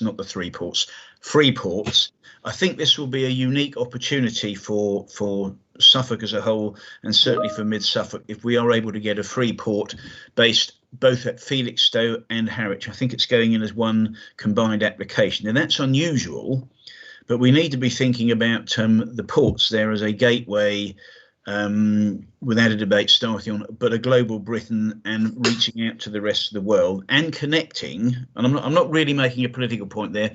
It's about how can we do that. And one of the great things about Felixstowe, which is our largest container port in the country, and Harwich is expanding as well, is reaching out to other parts of the United Kingdom, particularly in the Midlands and the northern parts of the country and Wales. And it's really important we do that, because the extra benefits we could get for the economy and growth here, which we all need, done in the right way, I think is crucial. And if we are talking about spending £5,000 notes on being a member of the Haven Gateway, it will have lobbying powers and effect, and I think we need to do everything possible to support it. And I think it was Gerard was saying the implications for Gateway 14 could be quite profound, and I think in the longer term we'll all benefit from that. So I actually think we should maintain our membership of that, and I'm not going to get in a tangle about whether I consider the consideration to be considered anymore, because that would be a considerable amount to debate. But it is an important issue. As regards the Citizens Advice Bureau as an observer, well, I don't know whether we actually need to have an observer. I do think it's a wonderful organisation. It does a huge amount to help people in difficulty throughout large parts of Mid-Suffolk. But I do believe there are, is it officer present? I think we are represented there and so on. So I'm not over bothered about having additional representation. It's about adding value, but I would not want anyone to think I wasn't very, very supportive of the Citizens Advice Bureau, because I jolly well am. Thank you very much, Chairman. Thank you. Councillor Mansell, please. Thank you, Chair. Firstly, I'd like to make a comment on that there seemed to be in the previous discussion some talk about whether to do some of these on block or not. And I believe, if I've got it written down correctly, 1.1, 1.4, 1.5, 1.6 and 1.7 you were going to take on block. I would prefer to remove 1.6 from that block, because I think that's a different proposition, certainly from 1.4, 1.5, because A, it hasn't got the word considering, but I won't go there again. But I still am struggling with that. Because I would like to say that with regards to 1.3 about the Citizens Advice Bureau, I do think it would be very beneficial for the council to have an observer. We do provide some funds for the Citizens Advice, and I see that a member is very different from an officer representative. If all we are is an observer, we don't have voting powers, but I do think it will provide a very good link between the Citizens Advice and the council. On the question of the East-West Rail Consortium, I very much share Councillor Otten's views that we do have the railway line running through through our district, with a number of stations on the line, and anything that happens on that rail line does have a huge impact on some of our communities, certainly my own community, where we have the main road crossing the railway line. Albeit it's wonderful to have more trains on a line, whether they're freight or passenger trains, but we do also have the consequence of a roadblock more often. So there are certain parts of our district which are very much affected by that railway line, and I think it is vital for us to have a representative on that body. Thank you. Thank you, and I've listened to your points on the way in which we're going to vote on this, and I'll consider it as we move forward. Councillor Scarf, please. Thank you, Chair. Yes, my preference would be for individual votes. I know it's under this system, it's such a difficult way to do it, but it does give members the most flexibility, because clearly members have got very great difficulties with it. I'd like to speak in favour of the 1.3, which is the observer status at the District Council, and give you some reasons why I think that we should actually have one. Councillor Osborne from Babergh District Council, who's their Vice Chair of ONS, is their observer, and he did at the committee elaborate on how successful it was for him to be an observer. An observer, of course, doesn't have a vote. They are not a full trustee, but I think it would be very useful to have an observer. In an earlier meeting this afternoon, in conjunction with the Relief Trust in Stowmarket, which I'm a trustee, there were issues raised by CAB which were of great concern to me and didn't appear to have been addressed by officers in the positive. Therefore, I think an observer as a councillor would be extremely useful. They can address the Board of Trustees, but they take no part in the actual decision-making process, and therefore there is clearly no conflict of interest. So I think that would be very useful. And it's not continuing an observer, as Councillor Otten said, it's actually bringing the observer back to the Mid-Suffolk CAB. On the Haven Gateway Partnership, I'm very pleased that Councillor Brewster has got new information following the scrutiny committee, and I would be very supportive of rejoining that. But I would say, if we were a member of an organisation, the Haven Gateway Partnership before, and in order to fully participate, why didn't we pay the subscription then? Because we've sort of disenfranchised ourselves by not paying. But I would support rejoining the Haven Gateway Partnership. Thank you. Councillor Scarth, thank you. Councillor Caston, please.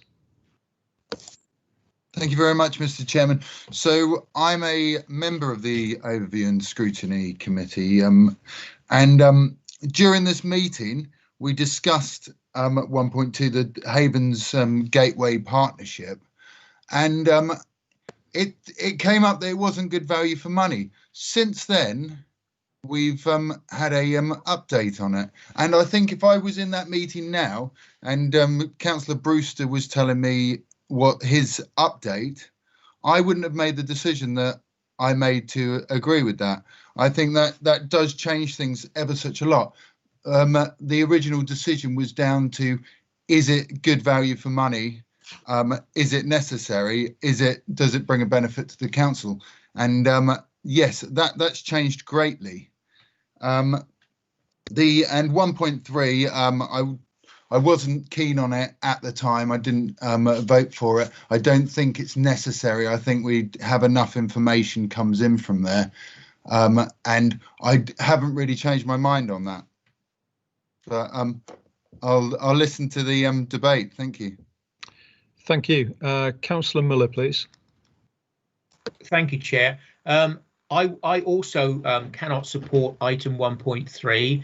I am a trustee at Mid-Suffolk CAB. I wasn't appointed by Mid-Suffolk District Council, but I was appointed when I first joined Stowmarket Town Council back in 2015. We also have representation from Suffolk County Council by way of Councillor Gowley, and I honestly believe there is no need for an observer to join that meeting as well. Thank you, Chair. Thank you. Councillor Field, please.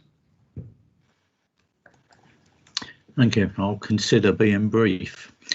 I think the Haven Gateway Partnership, we are talking about a very substantial organisation with a vast percentage of Suffolk's GDP, and it would be wise to stay associated with that. It's a small sum of money. One of us could give his locality budget to it was that desperately short of cash in the council. On the Citizens Advice Bureau, one takes the point that we don't want too many representatives there, but it clearly is an organisation which provides very substantial support for a large number of our population, people who need advice of various types. It saves a small fortune in giving people debt advice of various types. It seems like something that we should maintain a really close link to, and I would have thought the cost of that is very small, and therefore an observer is a useful investment. On the reporting template, no one's mentioned. I'm never too fond of templates. I thought they went out when one had quill pens, but nevertheless, it's clear that we need proper reports from people who do take part in these meetings to ensure that all councillors are kept informed. The format should be, in my view, electronic and easy to access. Training to be established again is a given. I would have thought, and that's there. On the considering an appointment for the East West Rail Consortium, my view of that argument again is that the body has influence on the railway, which is vital to our sustainable transport in the east-west direction, and pretty vital to freight transport from Felixstowe Port. The sum of money involved is small and the potential yield is quite high. If it influences the work at Thurston, for instance, just slightly, we're talking about £1 million project that you may or may not deliver.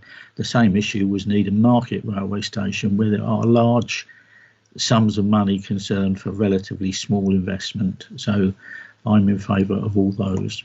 And the one I can't see, I'll be in favour of that as well. Thank you. Thank you.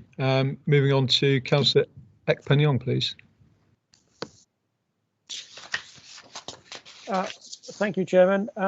I think that Councillor Field has actually just touched on the subject I was going to raise, which is one of the considerations we had at the Overview and Scrutiny Committee, was the fact that we didn't have a mechanism for observers and representatives to report back to council, which we thought was actually vital. There was really no point in having these observers and representatives if we didn't get information back to council that we can then discuss and review and continue to see whether there's value in that process. You know, from the point of view of the different recommendations, I think clearly with the Haven Gateway Partnership, the information that has come to the fore now would basically have meant that we wouldn't have been making the recommendation in the way that we have.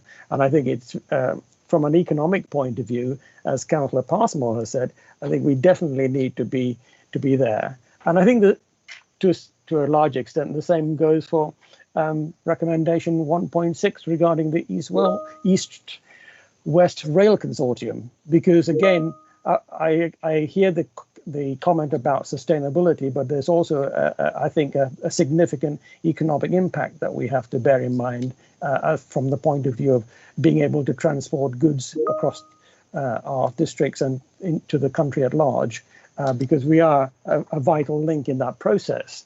And finally, coming back to the issue of the citizens' advice representation, as Councillor Muller's pointed out, you know, we already have several councillors as well as officers on that advice bureau, and clearly we all agree that they do excellent and vital work, and surely there must be some mechanism by which those existing councillors can report back, especially as some of them are district councillors in the first place.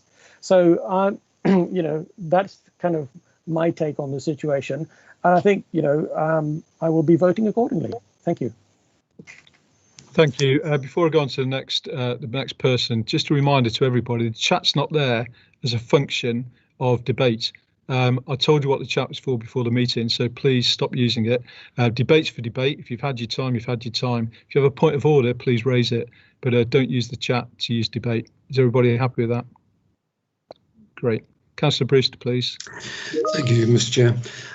Yeah, actually, two matters of clarification, really. Firstly, Councillor Scarf seemed to think that we had left Haven Gateway Partnership. We haven't at this moment in time. In fact, I've got a meeting this coming week with them.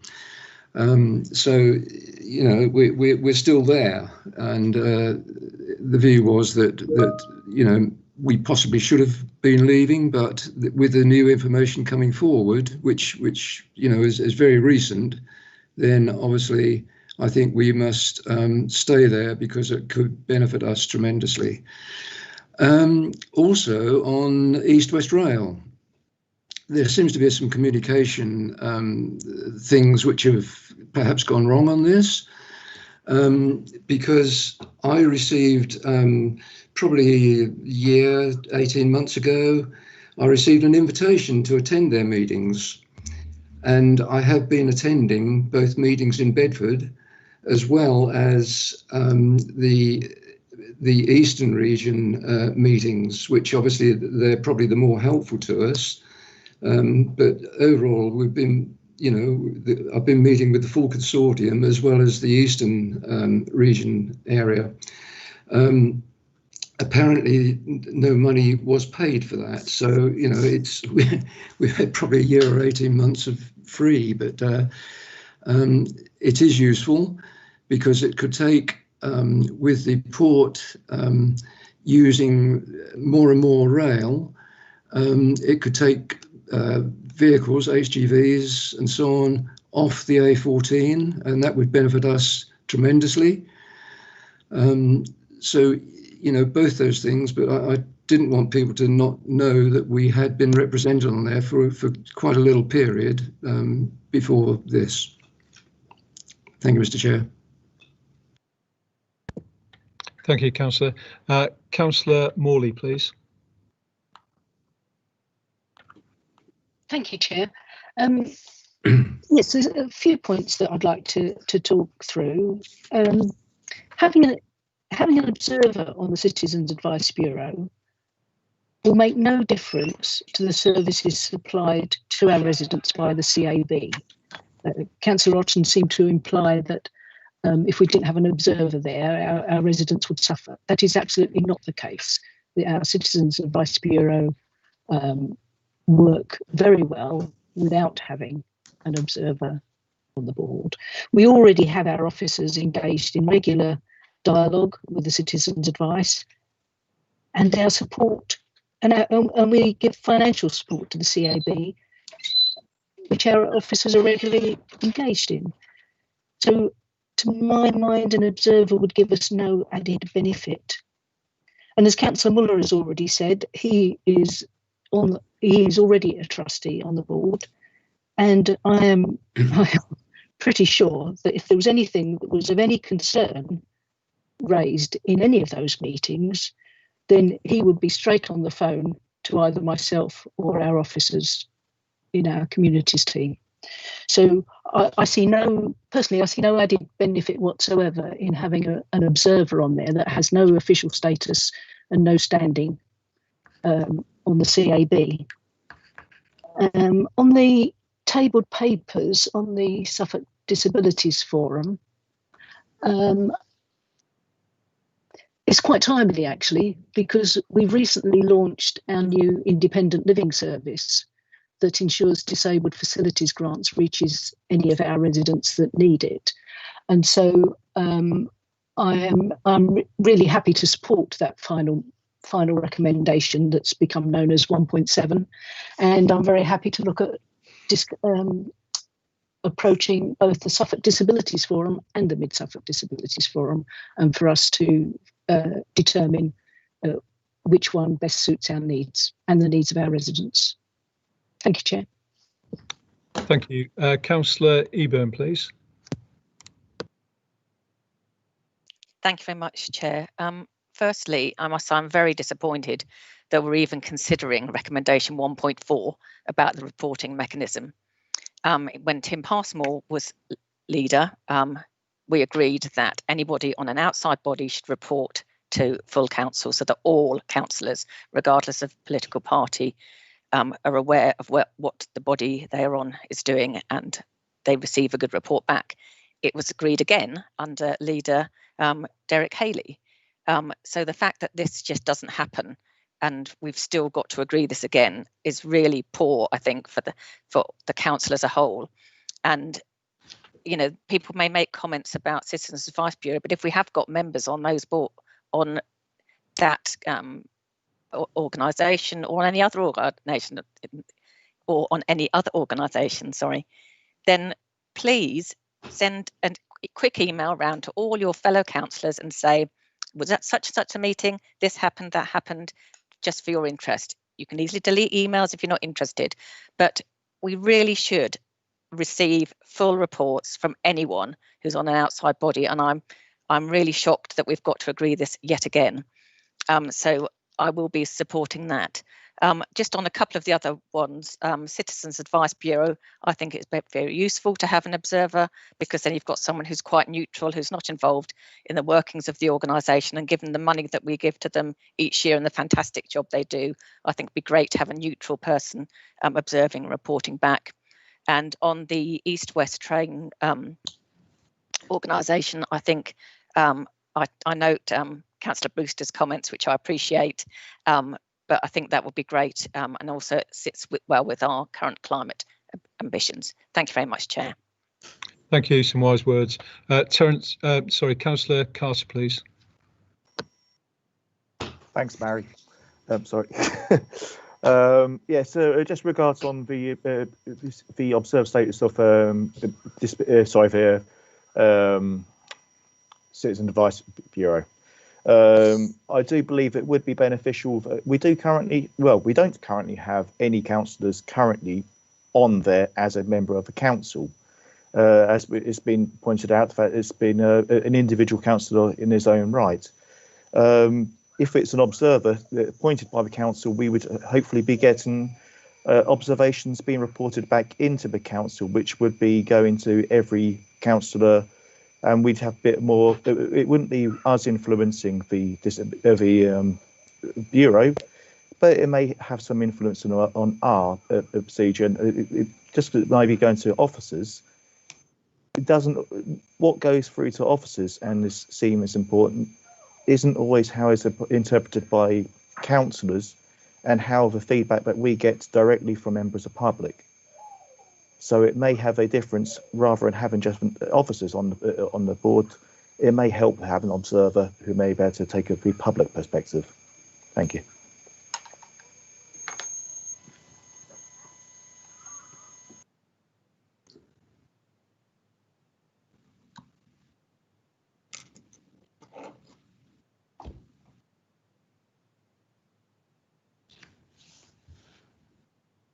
Oh, finally, sorry, but problems with the buttons there. Councillor Norris, please. Thank you, Mr. Chairman. Personally, I would be very much in favour of having an official representative from the council on the CAB. I believe Mid Suffolk makes the biggest financial contribution to supporting them, but it's not just a financial contribution. I think it's actually presenting a moral support, as it were, to this team on the CAB, actually by a physical presence there. On the East-West Consortium, yes, I would think that is very important that we did have a representative on that. The rail line, as in Thurston in Needham Marker, is an essential link, and it's something that we should have some sort of voice within the consortium on it. The Haven Gateway, I think, for the some involved, it's such an important body, and I believe that it would be beneficial to the district council to have a representative on that one. So I will be supporting all of those. Thank you. Thank you. Councillor Flatman, please. Thank you, Chair. I just wanted to give members some reassurance that I work closely with the CAB, and Carol Eagles is often emailing me with different points, etc. And the officers, she works very, very closely with our housing officer, and they bypass a lot of problems just by a phone call. So we do work very, very closely with them. Not so long ago, Councillor Morley, myself and Councillor Haddingham, we all went there and spent a really good morning with them. So, we are in there and we do support them fully, I can assure you. Thank you, Chair. Thank you. Councillor Carter, just in case you missed my message a few minutes ago, don't use the text for debate. As we explained when we started the meeting, it's there for points of order really, or notifications to the officers that you might be leaving the meeting. So stop doing it. Councillor Scarf, I can see your hands up, but you've already had your debate. Is this for a point of order? Well, it's a point of clarification, actually, Chairman, and I wonder if you might allow it. The agenda, or Appendix A, I was going to go back to how we came to recommend to Council the CAB recommendation. A couple of councillors have spoken tonight who actually have said that they wouldn't support it, but it was a joint unanimous vote, cross-party, and actually proposed by and seconded by 2 members of the administration of this council. So I'm a little bit puzzled, and I just wanted to clarify that that was what happened, so that members were aware that there was cross-party support for this at the Joint Overview and Scrutiny Committee. Thank you for allowing me to make that as a clarification. Thank you. I'll just confirm that that's correct before we actually accept it. So just in case there is another view on it, just bear with me. Emily Ewell, perhaps you can help out. Thank you, Chairman. I did actually look up the minutes of the overview and scrutiny meeting because of the query that had appeared in the chat. And if I can just read out the resolution. So for this particular item, Councillor Wellham proposed recommendation 1.1, which was seconded by Councillor Scarth. By Mid Suffolk District Council, 5 votes to 1. And that was specifically that consideration be given by Mid Suffolk District Council that an observer be appointed to Stowmarket Citizens Advice. Thank you, Chair. Thank you for the clarity. Always good to get a balanced view of everything, really. So we're now, I can't see anybody else. Just let me scroll down a second. Anybody else with their hands up for the debate? It was a healthy debate and some very good points made. And from it, I basically decided, in fact, Councillor Wellham, I'm going to give you a chance to reply in a minute, but if you just hang on, that would be really good. So it's a healthy debate. Basically, I have looked at it. I've decided that we are going to break this down into blocks when we come to the vote. Over to you, Councillor Wellham. You've got anything else to add? And I'll explain the breakdown very shortly. Chair, yes. Yeah, if I may, there's 1 or 2 points I would like to make. And one is to do with the East West Rail Consortium. It was Councillor Brewster who advised us that he was not attending the meetings regularly, and they were very short meetings, and he felt it's unnecessary to pay the subscription because of that. But now we hear that he is attending them regularly. That's very good news. But we haven't heard anything back, so we didn't know that. So I still think the recommendation stands that we should consider paying that. But we would like to hear back if these are quite regular meetings. It's quite right. We are still a member of the Haven Gateway, and it wasn't that we should rejoin. It was that we should consider withdrawal. And I mean, we've still got that as the recommendation, but of course, in the light of the extra information, then that can be considered, and we stay in, if that's the view. On the point of templates, Overview and Scrutiny attempted to get responses back from representatives in the previous municipal year and received very little, and so Overview and Scrutiny felt that they had to find a way of making it easier for representatives to report, and for those templates or the remarks in those templates to be used to review the representation next year. That's where that came from. And if I can just say a few things about the discussion that we had in regard to the citizens' advice.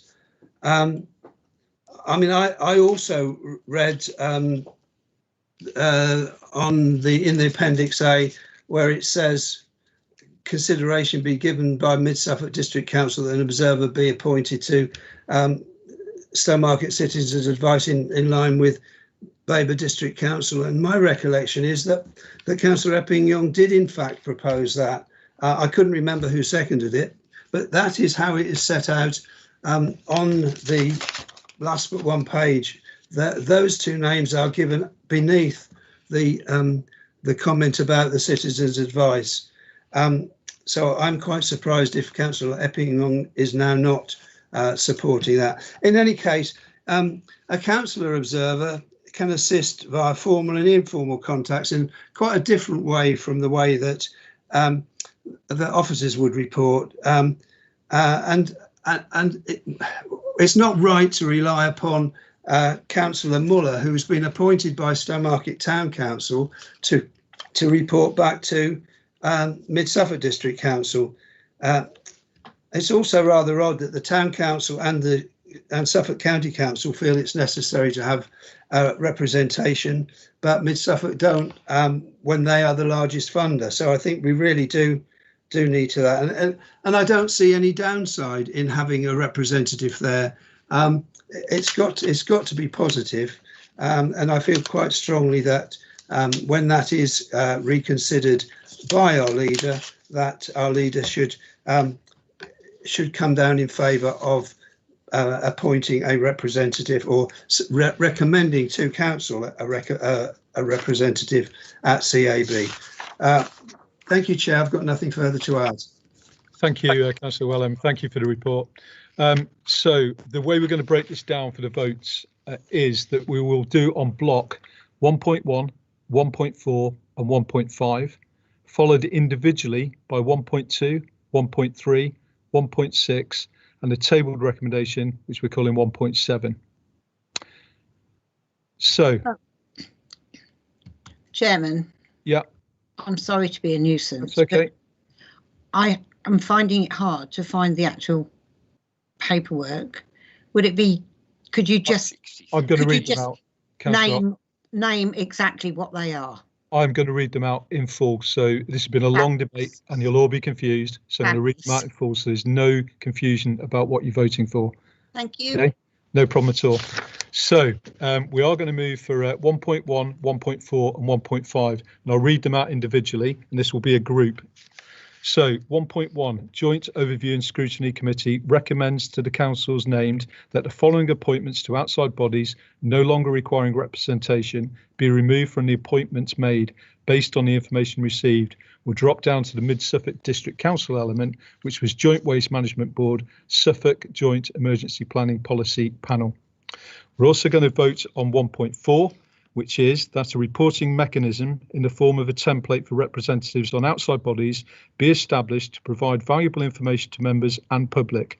The information to be presented as part of the annual review of member representation on outside bodies to the Joint Overview and Scrutiny Committee. And finally, for this block, 1.5, which is that support and training be established for members when appointed as representatives on outside bodies, and that's what we'll be voting on now. So I'll now ask the Corporate Manager, Governance and Civic Office to conduct the electronic vote on 1.1, 1.4 and 1.5. Thank you, Chair. Councillors, if you could please open the vote in the modern.gov app by clicking the plus sign in the top right hand of the screen and selecting attendance and voting. In the voting tab, the vote for these agenda items will show in blue, and please click on the blue line to start the vote. Thank you.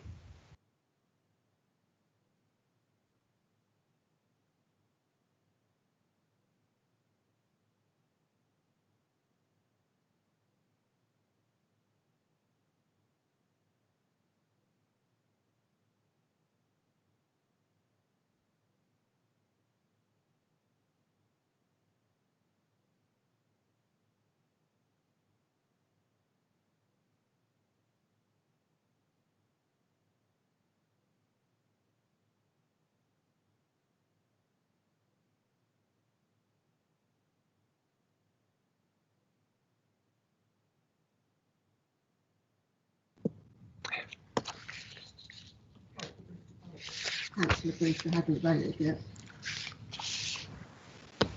Okay, Councillor Brewster, we're still waiting for your vote. Oh no, it's just come It's just come through, thank you. So Councillor Humphreys, can you give me your vote, please? 4. Councillor Phillips? 4.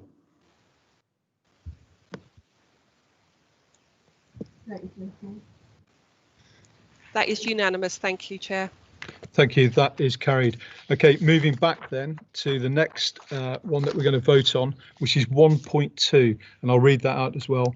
Joint 1.2, Joint Overview and Scrutiny Committee recommends that both councils consider withdrawal from the Haven Gateway Partnership, as the committee feels that the partnership cannot demonstrate value and relevance. I think I'll get Jan to come in just to put that in clear words so we fully understand it. Thank you, Chair. So when we start the vote, if you want to consider withdrawal, you need to speak. You need to vote for. If you want to be against withdrawal, you need to vote against. So I'm now going to open the votes, and if you can go to your screen as per normal and select the voting button. Thank you.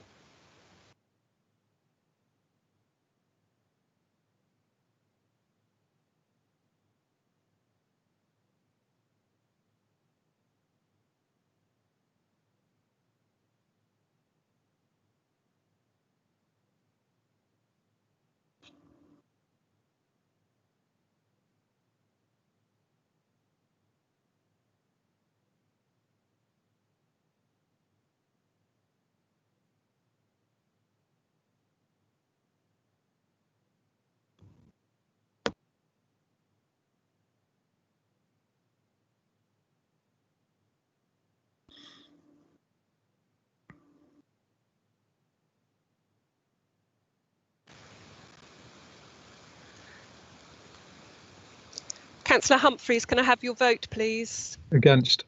And Councillor Phillips? Against. Thank you.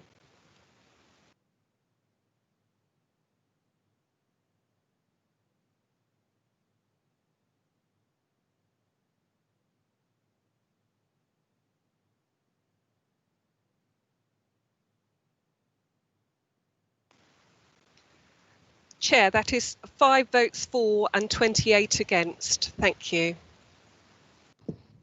Thank you. That is lost. Moving back now to the next one on the list, we're going to go for 1.3, that consideration be given to Mid Suffolk District Council that an observer be appointed to Stowmarket Citizens Advice in line with Babergh District Council.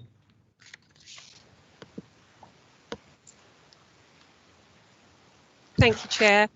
So councillors will need to vote for if they wish to go for appointing to Stowmarket Citizens Advice, and against if they don't want to. Thank you.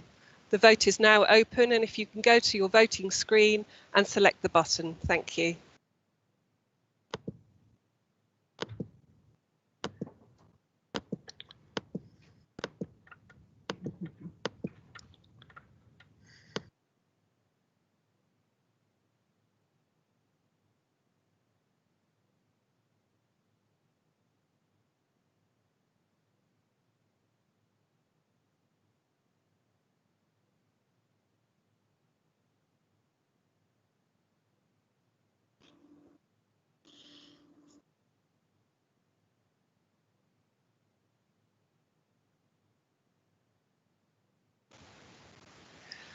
Councillor Humphreys, can I take your vote, please? Against. Councillor Phillips, can I take your vote, please? 4. Thank you.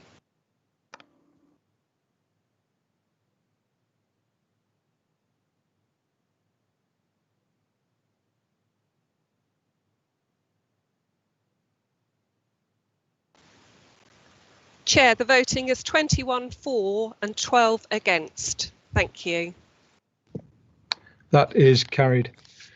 Moving on to now the next one, which is 1.6, that Mid Suffolk District Council considers taking up the appointment of a representative to the East West Rail Consortium by making a payment of the subscription fees required for full participation. I'll hand you back to the Corporate Manager, Governance and Civic Office to conduct the electronic vote. Thank you, Chair. So if councillors can vote for representation or against, the vote is now open and you need to go to your screen and wait for the line to go blue. Thank you.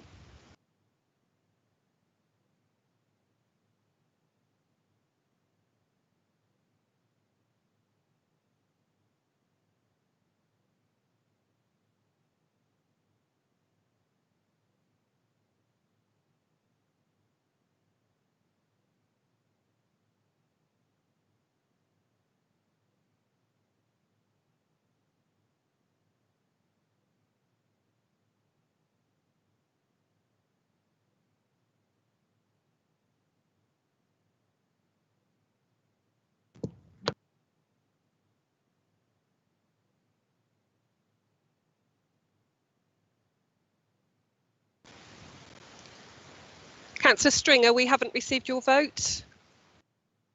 Are you able to vote verbally, please? Oh, sorry, we have just received it. Thank you. Councillor Humphreys, can I have your vote verbally, please? 4. And Councillor Phillips? 4. Thank you. Chair, that is unanimous. Thank you. Thank you. That is carried. And now we're moving to what's known as 1.7, which is the additional tabled recommendation that Mid Suffolk District Council approaches the Suffolk Disabilities Forum to establish whether formal councillor representation on the forum would be appropriate and possible, and that any appointment to the Suffolk Disabilities Forum be made by resolution of the full council. And I ask the Corporate Manager, Governance and Civic Office to conduct the electronic vote. Thank you, Chair. Again, councillors, if you could vote for or against, the vote is now open and it should appear in your top right-hand screen. Thank you.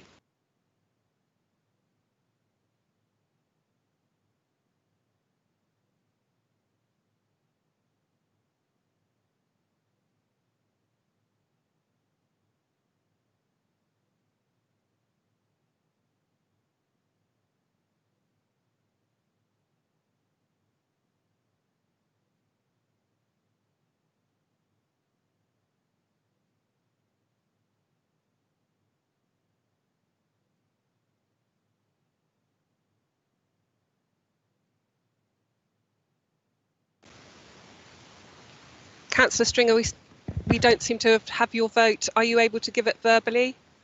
Oh, actually, it's just come through. You must have a slight delay. Thank you. Councillor Humphreys, can I have your vote, please? 4. And Councillor Phillips? 4. Thank you.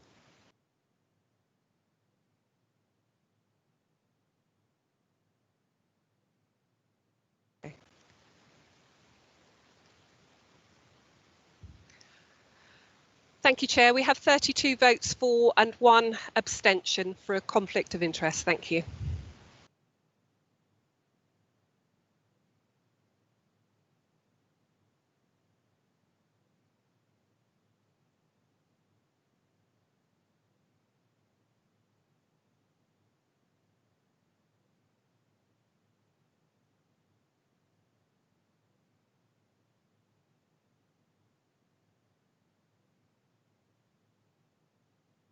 The Chair's having a slight delay getting his mute button to come off. We'll be with you shortly.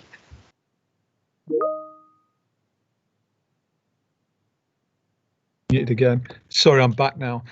So that is carried. We're now going to move on to agenda item 12, which is MC 20/20, to note decisions taken by the Chief Executive during the COVID-19 pandemic period under delegated powers in accordance with Part 2 of the Constitution. I'd like to invite the Monitoring Officer to introduce the report, which is for noting. Thank you, Chairman. I'm pleased to note the report, which includes the schedule at Appendix A of the decisions taken by the Chief Executive under emergency powers, which are contained within the scheme of delegations in Part 2 of the Constitution. These decisions were all necessary to support this Council's response to the COVID-19 pandemic. Thank you, Chair. Can take questions. Can't get on. So I'm back. Councillor Mansell, you have your hand up. Thank you, Chair. I have a question about the timeliness of the reporting back to full council, because two of these decisions, I'm not arguing about whether decisions are right or wrong. I haven't got a problem with that. It's just that they happen to have been in July and August, two of them. And I just want, I haven't read part 2 of the Constitution that fully, but we have had other council meetings since July and August, and I just wondered why they weren't reported then. No, it's a very good question and well worth raising. Emily, please. Thank you, Chairman. Yes, you're absolutely right. The Constitution does say that the decision should be reported at the next practicable moment, and ideally they should have come to council ahead of this timing, but unfortunately this is the earliest time that we've been able to report them. So Chair, I just apologise for that and say that in future we would endeavour to get them to the next meeting of the council after the decision has been made. Apologies accepted. Okay, I know we've been here for 2.5 hours, so therefore we all need a break, and that's what we're going to take now. So we'll adjourn the meeting for a period of 15 minutes. So therefore, everybody back here, please, 8:10. Thank you.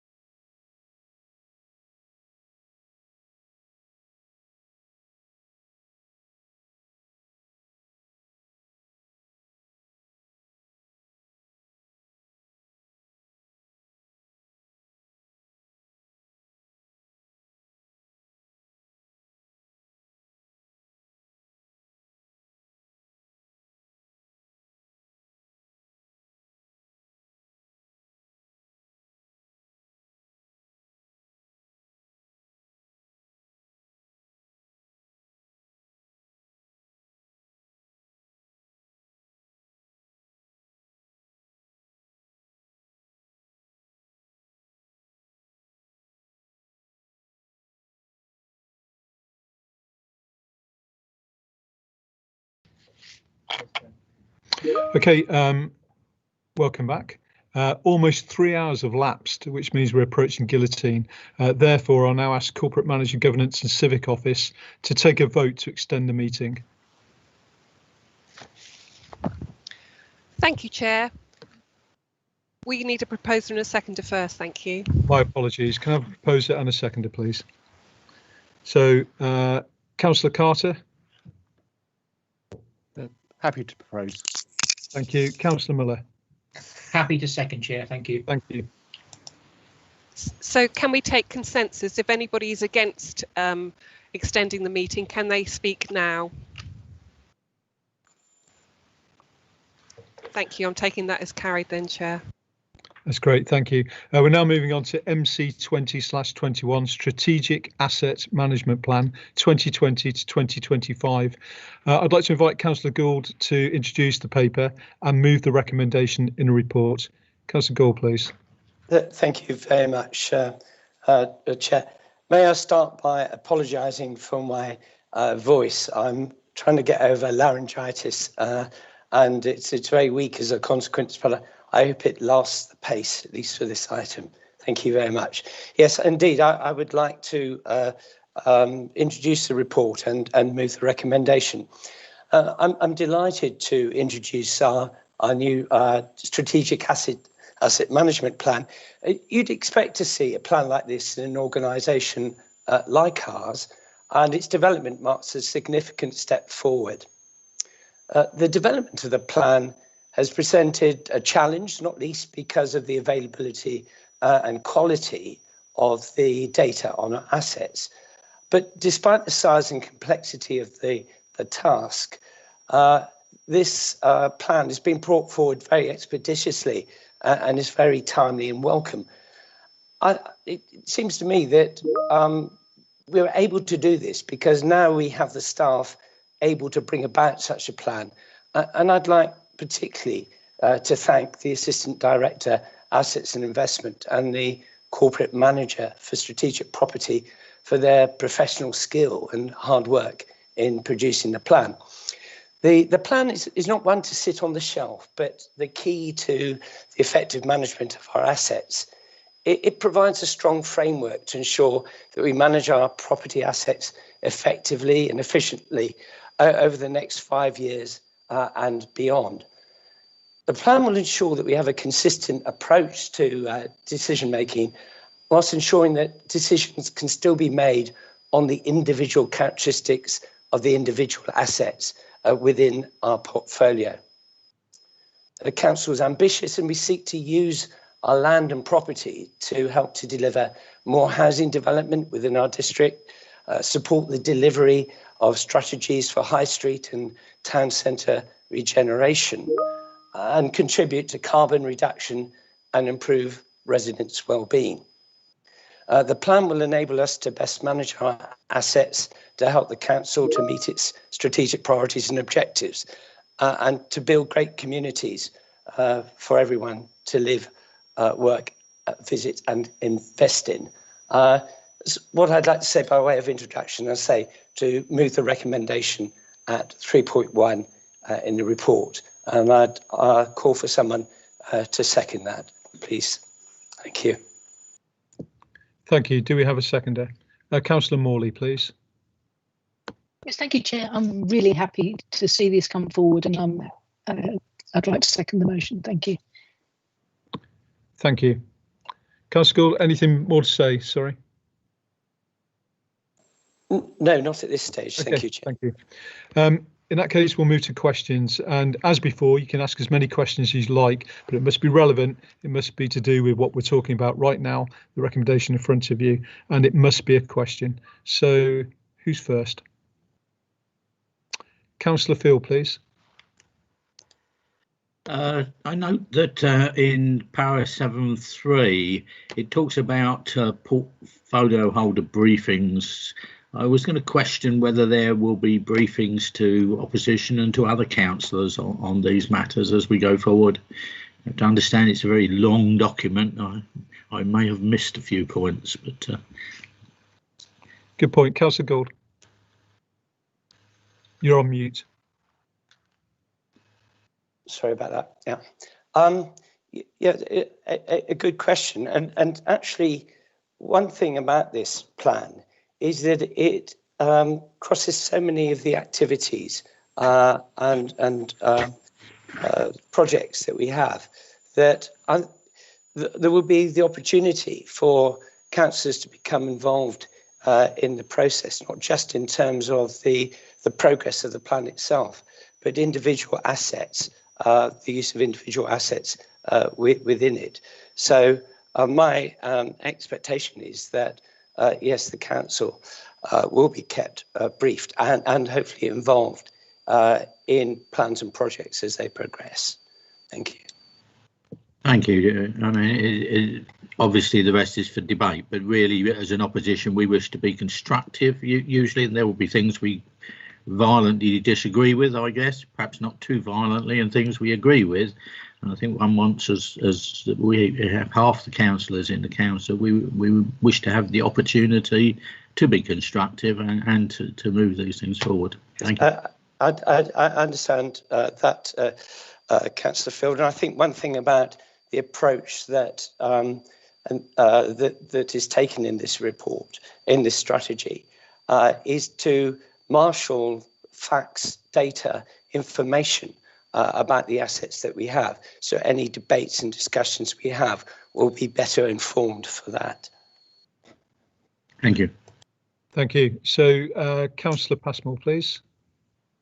Thank you, Chairman. Yes, it's just I'm interested. I think the total value of the assets listed down there is just over 6.1 million, if I remember correctly from the papers. Could I ask Peter, is this done by some external valuer, and how often might that be updated? Because obviously asset prices can vary. Thank you. Yeah, the plan itself will be updated, though it's got a 5-year horizon now. It will be a rolling programme. On your specific question, I'd like to bring in either the assistant director or the corporate manager to answer that, if they're available to do so. Of course. Yeah. Yeah, please do. Good evening. With regard to the valuation of the portfolio, that is undertaken by an external party, and it is done in accordance with SIPFA requirements. So some assets are valued on an annual basis, others I believe it's on a 3 or 5 year rolling basis. And I think I didn't quite catch the valuation of the portfolio that you quoted. I think it was 6, but it's on page, I don't know. No, it's a higher figure than the one that you stated. I think it's in the order of 23. Oh, right. Well, I must have got the wrong paper. Is it in the papers, do you know? It is within the papers, right. Yes, that's well, right. I got the wrong one. Thank you. Thank you, Emily. Moving on to Councillor Whelan, please.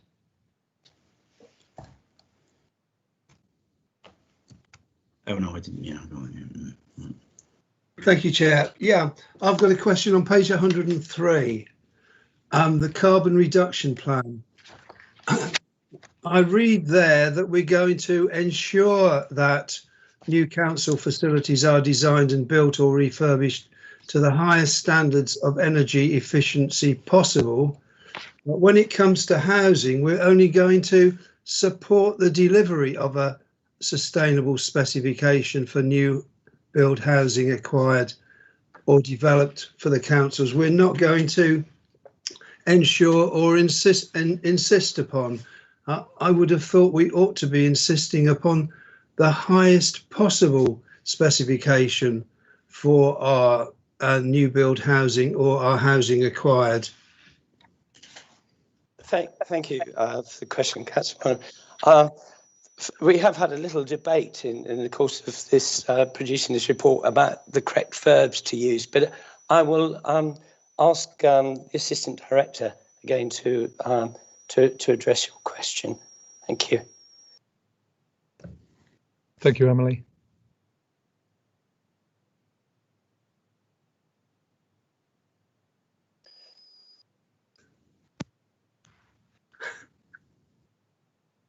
Apologies, struggling with the mute button. Sorry, Councillor Wellham, your question was in relation to the standards that are applied in respect of housing development and our own occupational properties. Yeah, it was comparing, if you're looking at page 103, I don't know if you are, it's the talking about the new council facilities, which we're going to ensure are designed to the highest possible standards of energy efficiency, whereas second bullet down, we're only going to support the delivery of a sustainable specification for new build housing acquired or developed by the councils. We're not insisting upon it. And I don't understand why we don't insist upon it. So my take on that is in relation to language. So the carbon reduction plan is a key priority for the council, and this strategic asset management plan will support the carbon reduction plan, whether it's in relation to the delivery of new build housing or in relation to the delivery of new assets and operational property for our own use. So whilst you may have interpreted the language to have a different approach, that's certainly not how I interpret the document. So can I be clear then that we will insist upon the highest standards of energy efficiency possible when we're considering either building our own housing or acquiring housing from others? I don't think we use the word insist in any event. We will use sorry, it's ensure. Yeah, so we will ensure that there's an appropriate approach to the delivery of sustainable specification for our new build houses in the same way as we would in terms of any of our operational properties.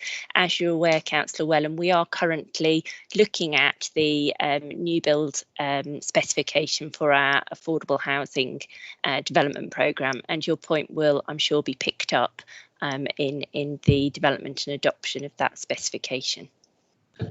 Thank you very much. Thank you. Thank you both. Councillor Stringer, please.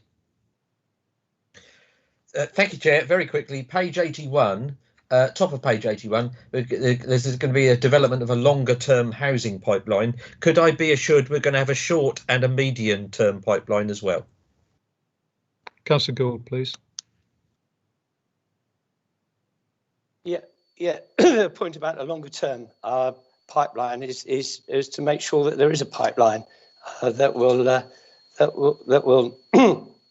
bring forth the housing that we aspire to achieve. Some of that pipeline will deliver sooner rather than later, but it's the important thing for us is to make sure that that pipeline is continuous. So as we develop, we have future opportunities to continue with our aspirations. Thank you very much. Thank you. Councillor Wellham, see your hand up again. Is that stayed up from last time? Or do you have another question? Okay, thank you. Councillor Richardson, please. Thank you, Chair. I just wanted to raise a point of clarification, if I may, based on Councillor Stringer's question, that obviously in terms of our overall assets as a district council, we are through Mid-Suffolk Growth Limited. We are looking in the short and medium term to deliver houses based on the existing sites that we have at our disposal, being it the Needham Market HQ site, the Stowmarket Middle School site, and others within the district, such as in Elmswell. So obviously there is absolutely a place within the asset management plan for our long-term pipeline. There are immediate, in the short term and medium term, there are housing development opportunities coming forward. So I think that's absolutely something we should consider within the broader context of this paper. Thank you. Thank you for that point of clarification. I'm sure it's well received. Just looking down now, it appears we've come to the end of the questions. Therefore, we're going to move into debate. And remember, you can speak once, 3 minutes, and it is timed. Who wants to lead the debate? Councillor Richardson, please, followed by Councillor Field. Thank you very much, Chair. I just wanted to make a couple of brief comments about this. First, I think I would just like to thank Councillor Gould for the very eloquent and persuasive introduction he gave to this report. I think I will just say that although, Councillor, you may be struggling with your voice. I think we all heard you loud and clear. So thank you very much for that very comprehensive introduction. I did want to say a few points in general. I think especially, the initial question that Councillor Field asked and the answer that Councillor Gould gave was actually really important about the broader impact of the assets that we have and what impact they can have on our broader corporate priorities. So I'm particularly looking at, and again at the risk of sounding like a broken record, the impact that the asset management plan can have on our well-being priority. So the fact that we can deliver housing to new design and technical specifications, the fact that we can deliver fit for purpose leisure facilities and open spaces throughout the district, I think although that may be a relatively minor part of the overall asset investment plan, asset management plan, I think there's a really important elements of it. And so, I'm particularly pleased to see that 61% of Mid Suffolk's existing asset base is being used for open and amenity spaces. I think that can have an enormous impact if we improve on that in terms of our broader wellbeing strategy. So I think that's a really, really important aspect of this plan. So I'll absolutely be voting in favour of the recommendations set out in 3.1. Thank you very much, Chair. Thank you. Councillor Field, please.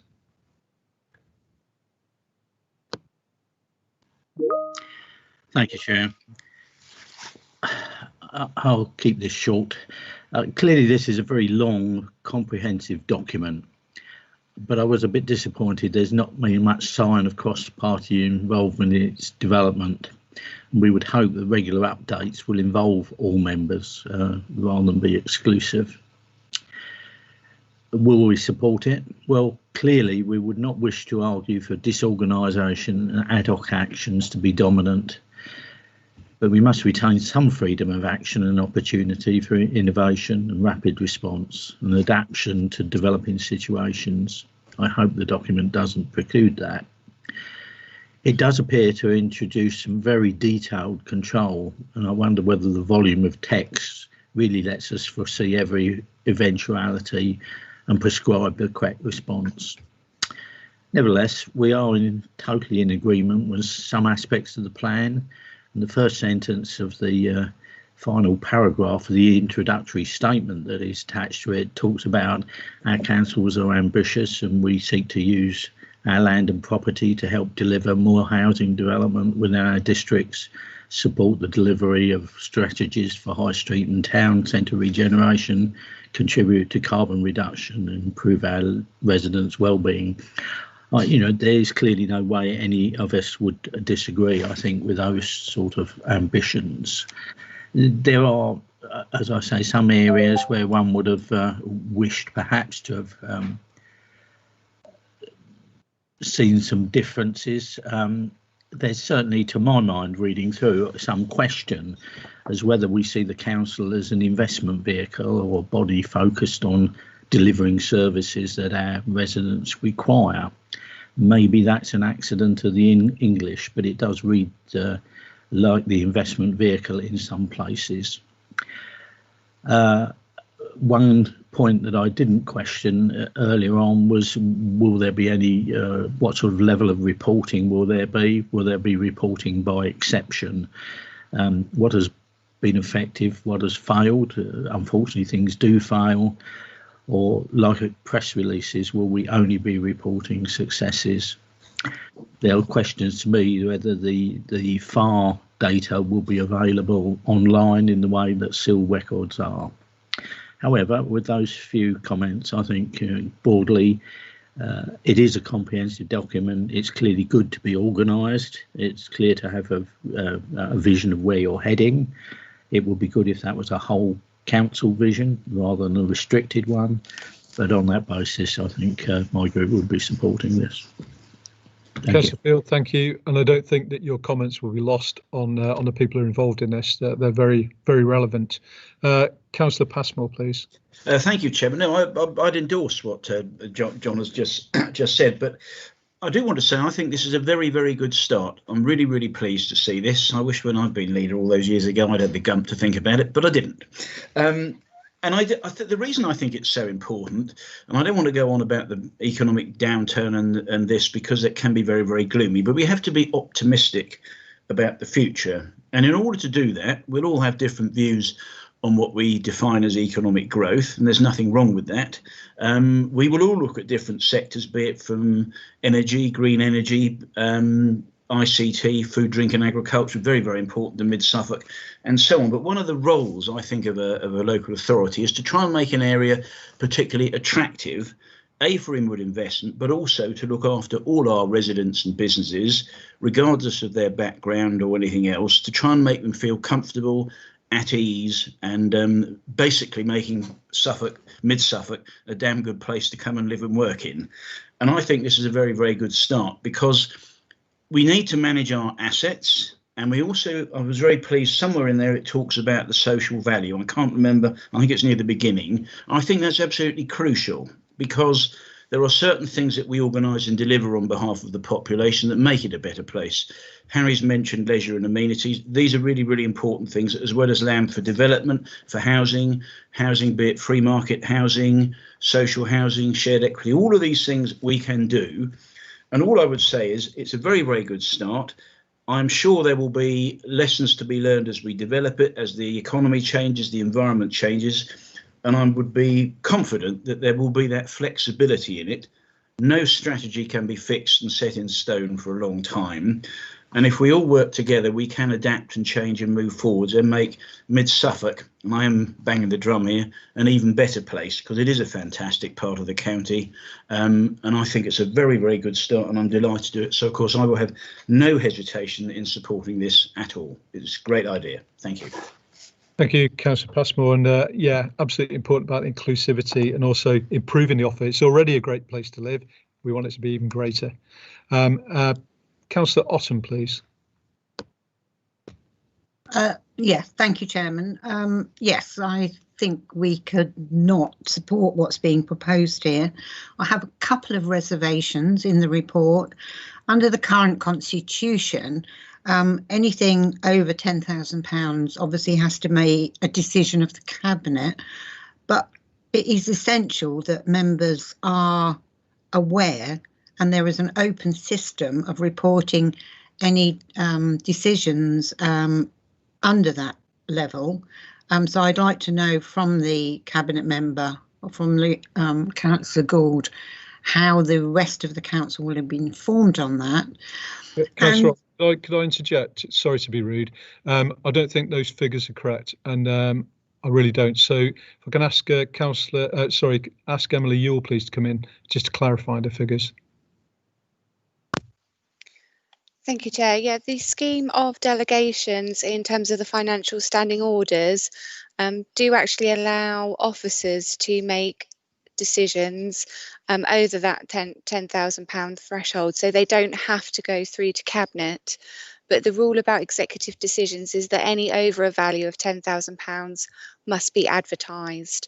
So it is very open and transparent in terms of those decisions being made. Thanks, Chair. Thank you. I hope I wasn't trying to be rude, but I just hope that clears things up. Well, it certainly tells me what the rules are, but I still feel that it has to be open and accountable. And I am slightly concerned about that.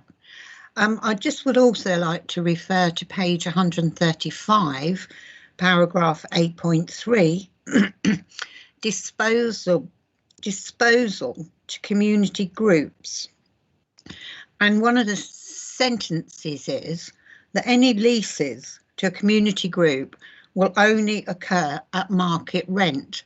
Now, I do have some serious concerns about that because some of those community groups are probably only surviving by volunteers, by their own fundraising. So I really would urge the Councillor Gould, as chairman of this paper, or as the lead member for this paper, to have some discussion about that, because I think it would be not in the best interest of this council and a community group, that they are then forced to comply with a lease at current market rates. Chairman, if I may just... to come in now, actually, Councillor. Yeah, I made a look also to Assistant Director for help here. But my understanding is that normally there is a requirement for things to be done at market value. However, there can be some provision or opportunity for less than that if there is a clear and demonstrable social value, as it were, that would support less than best consideration. But I'll ask the Assistant Director for an authoritative view on that. Please do. Emily, please.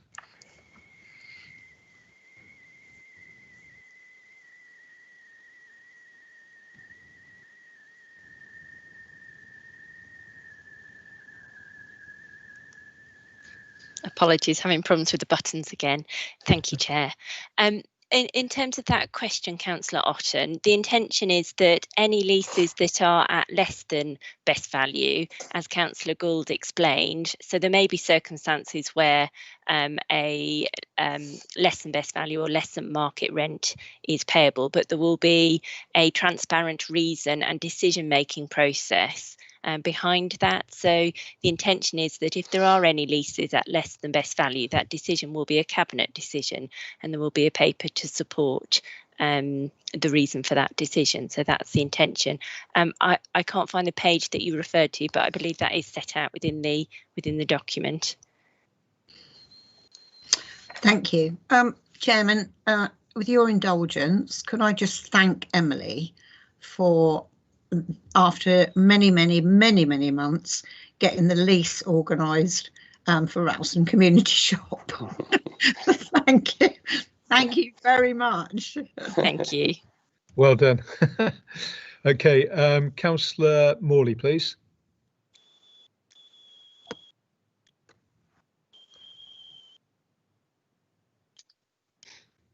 Thank you very much, Chair. I'd just like to add a bit about being a bit of a data nerd. This for me is absolutely,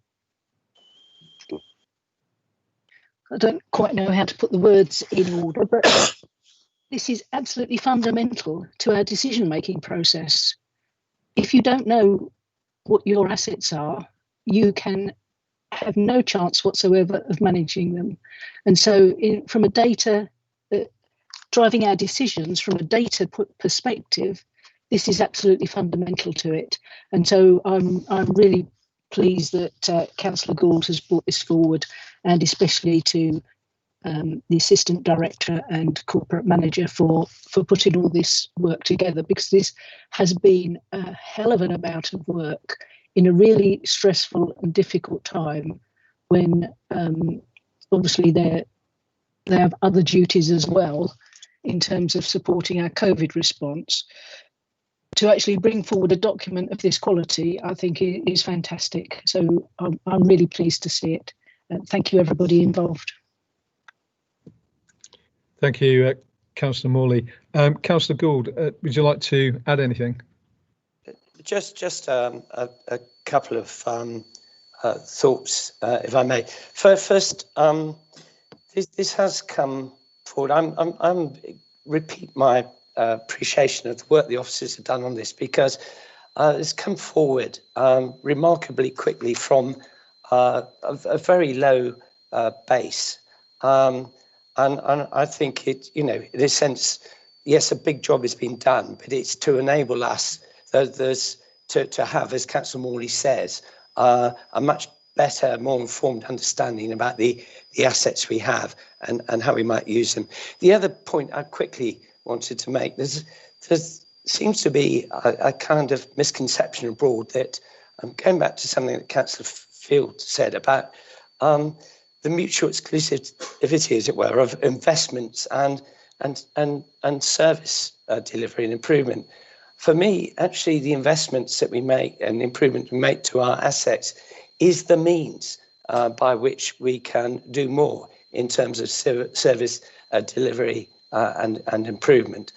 And finally, just on something that, again, Councillor Field, I think Councillor Otten also made reference to, the way in which the council remains informed and involved in this strategy and its application is something I would be giving thought to with the support of the Assistant Director, because it is something that I think bears further consideration. I take the points that have been made.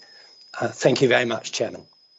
Thank you. And there are no other people who want to debate, so I'll just round off. In fact, Councillor Wellham, your points, please.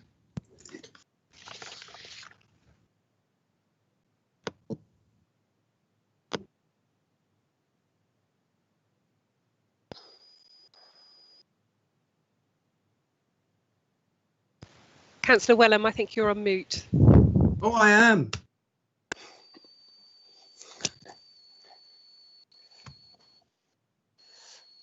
I think it's off now. Yeah. Sorry about that. Yes. Yeah, going back to what Councillor Field said, a greater range of views, I think, may well have had added value to the document and understanding and buy-in. I think when this document is reviewed, I think it would definitely be advantageous to seek views from across the council. Can I just ask one thing, and that is whether or not the cost of managing 989 assets is greater than the cost of managing 152, and if so, should the staff costs be apportioned to the two districts in the same ratio, or is the definition of an asset different in the two districts? Chairman, I consider that question above my pay grade. Emily, any thoughts?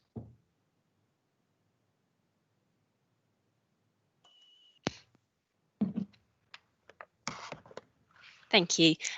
So there is some difference between the classification of the assets between Mid Suffolk and Babergh, and I think that is in part of the difference between the number of assets held. Assets aren't sort of commodities like barrels of oil, so the number of assets probably isn't the appropriate measure to determine the cost of managing them. So it's more about the number of cases, a number of activities, I suppose, that are involved in relation to those assets. So, you know, you can have a lot of time spent on one asset and very little time spent on another.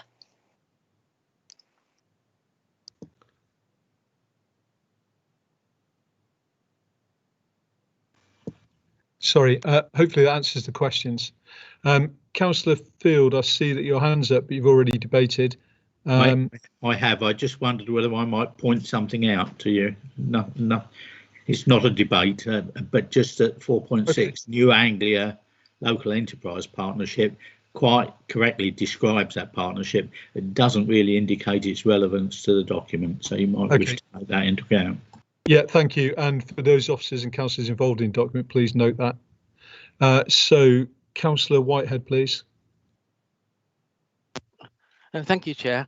I mean, I think it's easy to get confused between things like book value, book cost and value. And when we're talking about things like amenity land and hedgerows and that kind of thing, I mean, how do you really put a value on it? But one of the key things we're trying to achieve, it says here, is to ensure the property assets make the optimum contribution to the council's priorities and objectives. Now, most of the council's priorities and objectives are qualitative rather than quantitative. So I think any concerns people raise about are we making them best value for money. I mean, the reality is, are we doing the best with these property assets? And I think we've got a great team here. We've got a great database.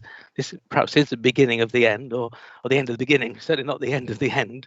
And there's still a lot of work to do, but I certainly am very enthusiastic that we've got a great team together, and I certainly hope our chief executive will make sure that we always put the resources we need here, because these are vital, vital assets, and to make them work the best and in both qualitative ways. So I'm really enthusiastic and very supportive of all this. Thank you. Thank you. I think we've come to the end of debate. So just to put my penn'orth in, I think it's a really professional document. You should be congratulated, officers and councillors alike, for producing it. It's forward-leaning, it's ambitious, it's brave, but above all, to me, it's professional, and it says a lot about us as a council. So keep up the good work. It's really, really good. But as the last two councillors just said, this isn't the end. This is an evolving document, and we've all got a part to play in it. So don't be shy. Come forward, speak to the people that are involved in it, and add to it. It can only evolve and become better. So really well done on the work. Before we move to the vote, Councillor Gould, have you got any last points you'd like to bring up? No, and I thank you for that, for the remarks you've just made. No, I think we're all ready to move to the vote. Thank you, Chairman. Yeah. Good. Okay, so the recommendation will be 3.1. It is recommended that Council approves and adopts the SAMP for 2020 to 2025, which is Appendix 1, including the transactions and community transfer policies set out in the SAMP as Appendices A and B, and as we've discussed and read. So I'll now ask the Corporate Manager Governance and Civic Office to conduct an electronic vote. Thank you, Chair. Councillors, can you please open the vote in the app by clicking the plus sign in the top right-hand corner and selecting attendance and voting? The line will show in blue. Please click on that blue line to open the vote. Thank you. I'll give it one more go. Not eligible to vote. No. You haven't needed your.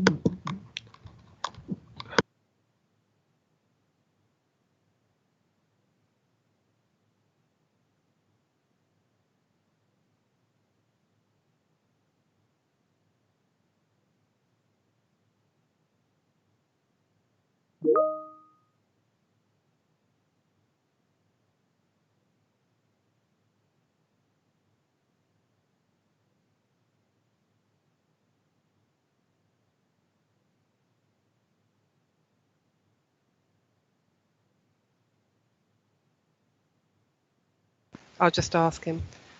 Councillor Carter, do you want to give your vote verbally, please?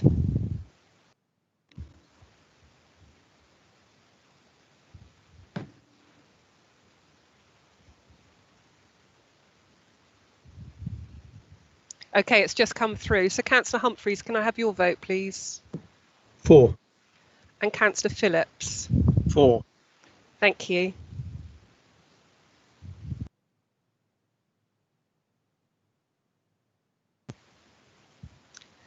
Okay, Chair, that's 30 votes for and 1 against. Thank you. Thank you. That is carried. Moving on to agenda, item 14, MC 2022 timetable of meetings 2021 to 2022. I'd like to invite Councillor Morley to introduce the paper and move the recommendation in the report. Councillor Morley, please. Thank you, Chair. So this is our report MC 20/22 for the timetable of committee meetings.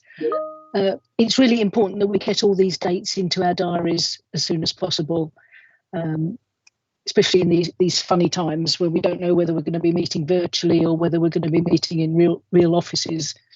Perhaps never again, who knows? But it's in order to enable the business of the council to progress at speed, because we have a hell of a lot of things that we want to be doing. We need to get these dates into our diaries as soon as possible. So I'm very happy to propose the adoption of this timetable, and I would call for a seconder. Thank you. Thank you. And do we have a seconder, please? I'm happy to second, Mr. Chair. Councillor Bruce, thank you. Thank you. Okay, unless there are any questions that are actually on the report, about the report, then I tend to put the recommendation straight to the vote. Councillor Field, see your hand up. Thank you. There is a question. It's almost traditional that I ask, surely to God, there is a version of this sitting on Microsoft Outlook so I can attach it to my calendar without typing hundreds of things into it. It's sort of about efficiency and things like that. I think I do have the democratic service one, but it would be nice if there was one that attached readily. Please, please, please, like I used to do at BT in 1990 something or other, 8. Yeah, do you know what? It's the question everybody wants to ask. Well done. So I'm going to bring in Jan just to give you an answer. So Chair, thank you for that. Just to let you know that we have been trying to do this, but there is a problem with the IT that talks to Suffolk IT, and we are in dialogue with modern.gov and Suffolk IT to try to get this resolved. Thank you. So 2029, yeah, put it in your diary. I do have the democratic service one, so it can be done. It can be done. They're going to work on it, and we'll take that away, obviously. Councillor Mathewson, please. Yes, I'm sorry. I want to introduce a little discord. I've been nice and quiet for a long time. There are not enough full council meetings on this timetable to ensure a proper level of accountability. I just wanted to say that. Thank you. Thank you, and your point is noted and will be taken as you just said it. So we're now going to move towards the vote. So before we do that, the recommendation is that the draft committee timetable for 2021-2022 be approved. I'll now ask the corporate manager, governance and civic office to conduct the electronic vote. Thank you, Chair. If councillors can again go to the button, the plus sign, and commence the voting. Thank you.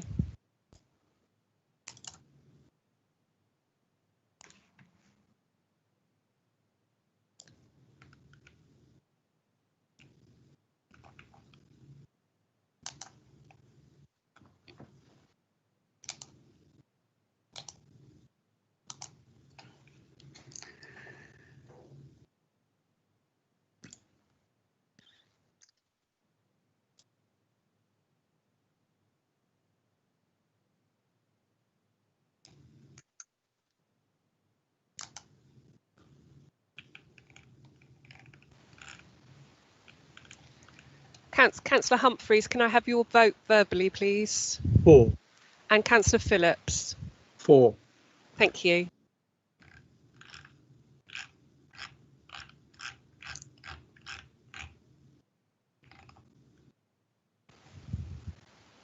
Thank you, Chair. That's 28 for, 2 against and 1 abstention. Thank you. That is carried. We're now going to a motion on notice. The motion received from Councillor Morley. Councillor Morley, would you like to move the motion, please? Yes, thank you, Chair. So the district of Mid Suffolk has a long and proud association with the Jewish community and was a refuge for children fleeing persecution by Nazi Germany through the Kindertransport, who came to live with foster families in this district. Sadly, many of those 10,000 children who arrived in the UK were never reunited with their birth parents, who died during the Holocaust. A painful reminder of why tackling hate crime is so important and the potential consequences that can arise when it is allowed to go unchecked. On Wednesday, the 27th of January, the UK will mark Holocaust Memorial Day, when we will remember the millions of people murdered during the Holocaust and in the genocides that followed in Cambodia, Rwanda, Bosnia, Kurdistan and Darfur, and those that preceded the Holocaust in the 20th century and earlier.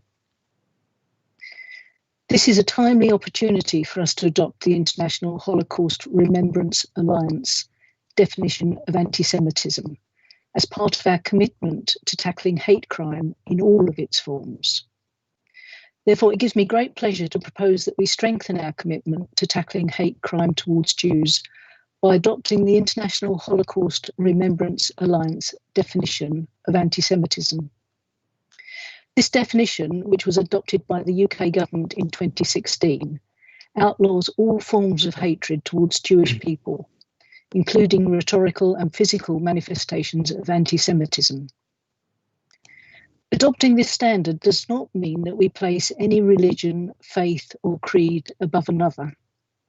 It does, however, send a clear message that the Council recognises the definition of anti-Semitism ahead of Holocaust Memorial Day, and that we support our Jewish community as we support all communities within our district to live here safely and to be proud to call Mid-Suffolk home. I urge all councillors to support this motion and send a clear message to those who seek to sow seeds of hatred. Thank you, Chair. Thank you, Councillor Morley. Do I have a seconder, please? Councillor Haddingham.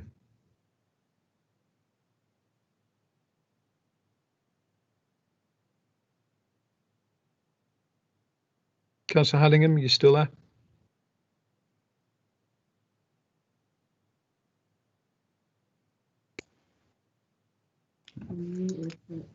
I think you're still muted.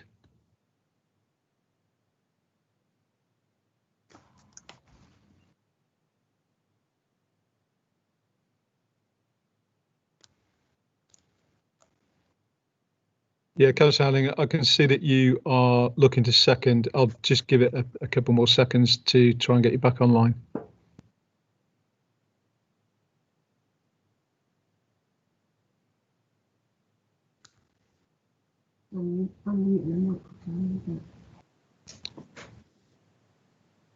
We're not picking anything up at all.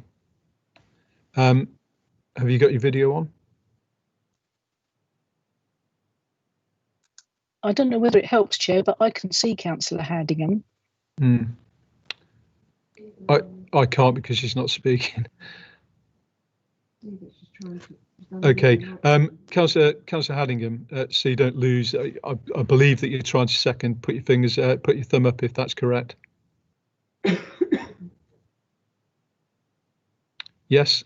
Okay, so we do have a seconder, and we will come back to you because you do have a right to speak, and we'll come back probably at the end of the debate, which gives you time to try and address the issues you're having with your IT.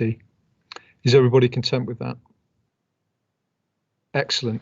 Right, in that case, we will now go into debate. Who wants to lead it? Councillor Passmore. Thank you very much, Chairman. I am very pleased to support this motion. I have to say that the long history of persecution of Jews, and for that matter, for other people, regardless of their faith and so on, is completely unacceptable. We all know that intolerance, prejudice, bigotry can lead to civil disorder, strife, lack of community cohesion, and in any tolerant liberal society there is no place for that, and hopefully there never will be. You might be interested to know that during the last year, Suffolk Constabulary has recorded just under 1,000 cases of hate crime. Fortunately, it's starting a very slow decline, but we must remember that probably it's one of these crimes that is underreported. In fact, almost certainly it is. And only the other day in John Whitehead's and Mike and Council Ward, there is an alleged case of racial prejudice and abuse and hate crime in Claydon, which is now being investigated. I just wish that people would actually look forwards instead of backwards and understand that this country and this county has always had a proud history of looking after refugees. You can go back to the French Huguenots at the beginning of the, I think it was the 19th century after the Declaration of Nantes. And as our leader has just said, the work that we've done with children due to the Nazi persecution and so on is second to none. Last year I was privileged, and I really do mean that to everybody, to go to the Holocaust Memorial Celebration in Suffolk that was held up at Southwold. And I have to confess, it brought tears to my eyes when I saw some of the things that had happened. So anything I can do as an individual to try and combat this, you can certainly count me in for that. So I would urge everybody to support this motion And please remember, whilst in this particular case we're talking about the Jewish community, it also applies to other people as well.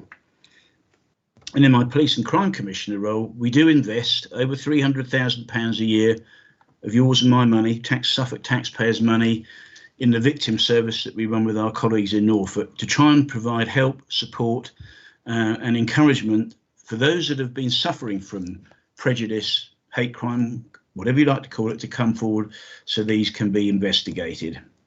And one of the facets that will be in the new police and crime plan, the new budget for next year, will involve a little extra resource for dealing with hate crime, raising the awareness to try and make sure we rid ourselves of this, and particularly for the Jewish community and others. That is what we need to do. It's the hallmark of a civilised society that we don't tolerate this, and we all work together to make sure it doesn't happen. Thank you, Chairman. Thank you, Councillor Passmore. And putting the figures on and the real true stories of today is really important and supports this motion, I'm sure. Councillor Field, please.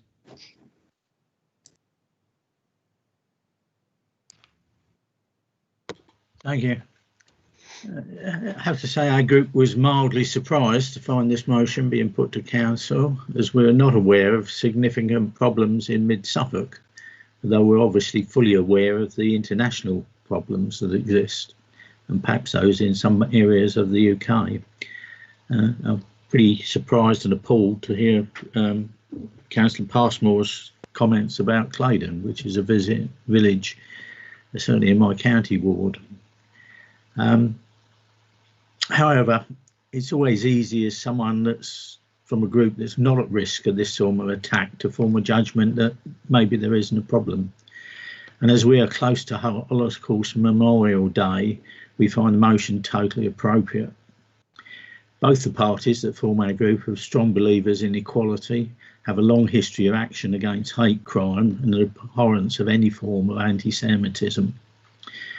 If, as we hope, the statement from Mid-Suffolk's position discourages anti-Semitic attitudes within our area of influence, then it has real value and has our total support. I do wonder if at another time it would be appropriate to agree similar statements for other groups that suffer from prejudiced attitudes, hate crime, but perhaps all are covered by our equalities policy. So I'll repeat again, we're sort of fully in support. Thank you. Thank you very much. And Councillor Richardson, please. Thank you very much, Chair. I'm very privileged to be a part of this debate. This is actually something which is incredibly close to my heart. When I was 17, I was very fortunate to be involved in the Holocaust Educational Trust's Lessons from Auschwitz programme. So I visited Auschwitz-Birkenau several years ago now. And obviously, though it may be a ruin of what it used to be, I can still say with my hand on my heart that it was the most harrowing experience of my life. So this is something that I'm really passionate about. And I think this is absolutely the right motion that we should be passing as a district council. If I can just reflect briefly on the history and the context behind this particular definition that we're being asked to consider. As I think Councillor Morley and others have said, this is a definition that's been adopted by not just the UK government, but by other international partners as well. But just looking within the UK, it was, I think, first in, if I've done my research correctly, it was in October 2016 that the Home Affairs Select Committee recommended the adoption of this definition. And then in December of that year that the UK government formally adopted the wording of this definition for anti-Semitism. But it's not just the UK government either. It's also been the Welsh and Scottish governments, the Greater Manchester Combined Authority, the London Assembly, and over 120 English councils that have adopted this motion. In fact, I did a little bit little bit of research before this, and there was only one council that I could find that's ever voted and rejected this motion, which is Mendip District Council in Somerset. So the vast majority of not just national bodies but local councils as well that have adopted this motion. So I really think that if it's a motion, if it's a definition that's good enough for all of those bodies, then I don't see why Mid Suffolk should be any different. And if I can understand why Councillor Field says that there's a degree of surprise as to why this has come forward now. But actually, if I can come at this from a slightly different perspective, I'm only surprised that we haven't actually adopted this far sooner. I think absolutely this is timed right to coincide with Holocaust Memorial Day, but I think this is actually a really important way of understanding the way in which anti-Semitism does persist in various different tropes, in various different ways of what ordinarily might be described as our public discourse.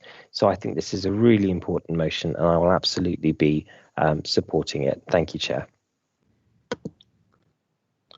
Thank you, and very informative. Yeah, well said. Moving on to Councillor Mayor, please. Thanks, Chair. I'm going to try and choose my words very, very carefully. I thoroughly support the words within this motion, but the motion itself worries me. If you turn a spotlight onto something, you show that area up in great detail, but everything around it is in shadow, is in darkness. I think this motion potentially could be divisive. What will a community living in Mid Suffolk who feels they're being discriminated against think when they see the Jewish community held up on a pedestal and put in a spotlight? Will they get their time in that spotlight? Are we going to have motions every month coming forward trying to sweep up every group that feels they're discriminated against? I doubt if we will. So, is this motion divisive? I worry that it is. I shall not be voting for it. I shall abstain, and by abstaining, I'm trying to establish my position. I am against discrimination in any form, wherever and whenever it occurs.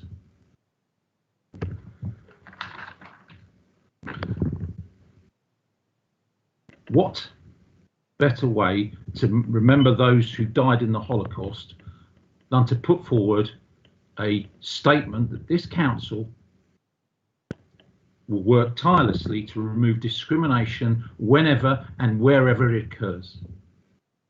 But we're not doing that. We're picking on one group and we're spotlighting that group, and by doing so we're forcing every other person who feels they're discriminated into the shadows. That in itself, I feel, is discriminatory, and I'm really disappointed that we as a council have not put forward a stronger case that I'm sure everybody here this evening feels that discrimination has no part to play within Mid Suffolk. Thanks, Chair. Councillor Mayor, thank you for your candour, really, and I think you've actually brought balance to the debate, and that's not a bad thing. And we totally understand where you're coming from, I'm sure. We'll continue with the debate with Councillor Mansell, please. Thank you, Chair.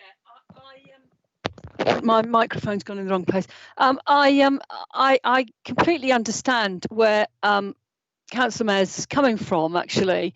You know, I too, like Councillor Field, was quite surprised to see this on our agenda because although I am aware of hate crime, I feel quite privileged actually to be the council's representative on the Community Safety Partnership, and I've had the opportunity to go to hate crime conferences, and it is often something that we discuss at the Community Safety Partnership meetings.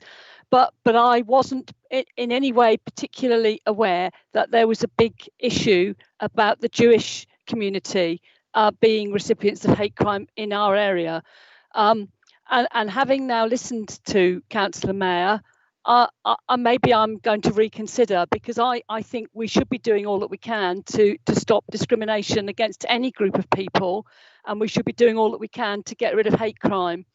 But and having listened to Mayor, and I'd like to thank him for saying that, because it has made me think about it and think, well, yeah, maybe this is actually pointing out a specific group, and in that are we being discriminatory against all other groups? So I will consider my position, and when it comes to the vote, I will have to make a decision about which way to go.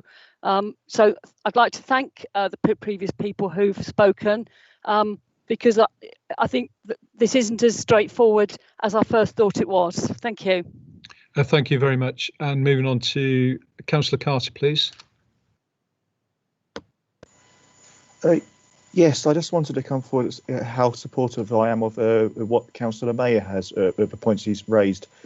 I'd say I am now in deep quandaries whether or not it's going to, if I do the same as him, is it going to reflect as I am, it may look as a vote, and may appear that I am not in support of this motion when I am against discrimination of any form. So do I do the same as him and risk the fallout, or do I follow what is in the impassioned and very well spoken and well put out argument? So that's really put me on a quandary, put me on a there. So thank you very much for Councillor Mayer. Guess I should have asked my local Labour representative, but we can get onto this shortly. Yeah, thank you. Thank you. Councillor Amarosin, please. Hi, thanks, Chair. Again, I guess we should choose our words carefully around this being as a controversial subject as it is. But of course, I agree with the motion. Also agree and thank Councillor Mayer for his nuanced take on it. But I'd also like to point out one point of contention with the motion, actually, that I think is worth just cautioning on, and that is the second last point in the bullet point list, which is drawing comparisons of contemporary Israeli policy to that of the Nazis. Now, I think we could agree that would be massively distasteful, but it's the distinction of equating Israeli policy with the Jewish community, which I think is worth just at least a slight eyebrow raise in this instance. But I acknowledge this is a widely accepted document, and it can probably be overlooked, but I just think it's worth making that point. But going as to how we'll vote, yeah, I feel similarly confused by Councillor Richard Mayer's comment, and yeah, I think we should take that under strong advisement and perhaps look to pivot to a more generally a motion more generally against discrimination of any kind. Yeah, that might be quite a powerful statement to make as a council. Thank you. Thank you very much. I'd just like to draw your attention to that. I guess that was the second from last bullet point, drawing comparisons of contemporary Israeli policy to that of the Nazis. Well, I don't think you can compare the Nazis with anyone, actually, and I think that bullet point stands, but that's my personal point. Councillor Stringer, please. Thank you, Chair. Slightly struggling with the technology. Yeah, I think we should be careful with our language at all times, not just discussing very sensitive motions like this, and quite rightly so. I think we should out discrimination wherever we see it in whatever form, and out it as the imposter that it is. This particular series of discriminations has been a blight on many societies for far too long, and we should out it wherever we see it. And we, just because we're in a rural area of Suffolk, we shouldn't think it doesn't mean us and it doesn't happen here. I have among my, not enough friends, but among my friends, many Jews that I know, and some of them are actually quite appalled at Israeli policy. So it is wrong to conflate all Jews with Israeli policy. That's just discriminatory, and actually it's untrue. So that should be in that bullet list. I think we actually owe it to all of those also that fell victim to the humanitarian outrage that was the Holocaust. It wasn't just Jews that were in that Holocaust. But just because the whole list isn't a comprehensive list that we have here doesn't mean to say we shouldn't support it. Of course we should support this. And if every community that feels it's discriminated against comes forward, that's brilliant. That's not keeping people in the dark. That's allowing people to come into the light, and we should do that. I think we need to be very mindful of what happened in America less than 3 weeks ago. The utter, total outrage at what happened there was fanned by some of the absolute myths and outrages that this proposal seems to outlaw, which is what we should do. You just need to look at some of the T-shirts and the outrageous slogans that are on those T-shirts about the Holocaust and about Jews by some of those people that stormed that parliament. So I have absolutely no problems with supporting this motion. And if other motions come forward from those that feel they're discriminated in my community, I will back those as well. Thank you, Chair. Thank you very much. Councillor Ekpenyong, please.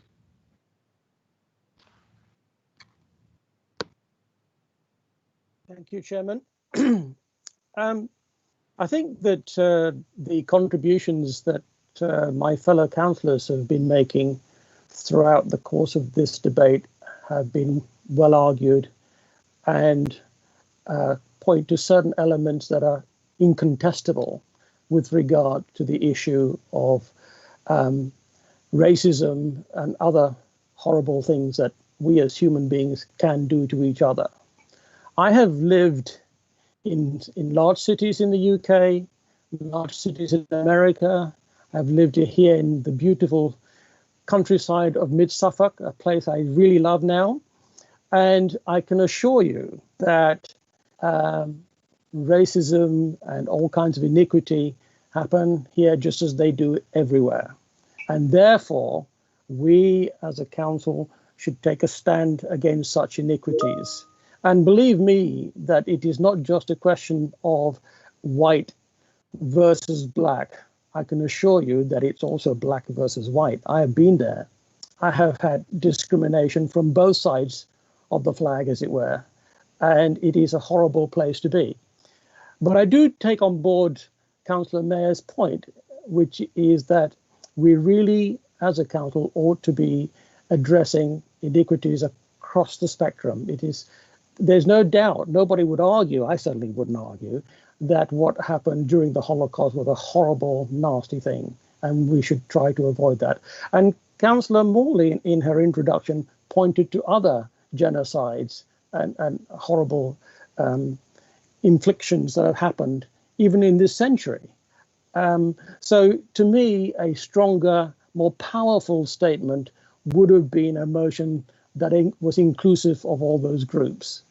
And I find that, we are being asked almost to kind of pick and choose, which I think is not quite right. And I do think, though, we should make some sort of statement about, being anti-racist. And Councillor Passmore, in his role as Commissioner of Police, will come across this in various forms. And I think, in those kinds of areas is where we should, be focusing our attention to serve the widest community that we can.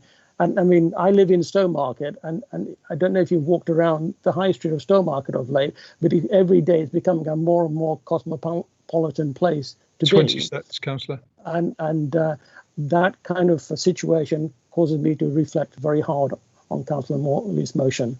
Thank you. Thank you. Councillor Fleming, please.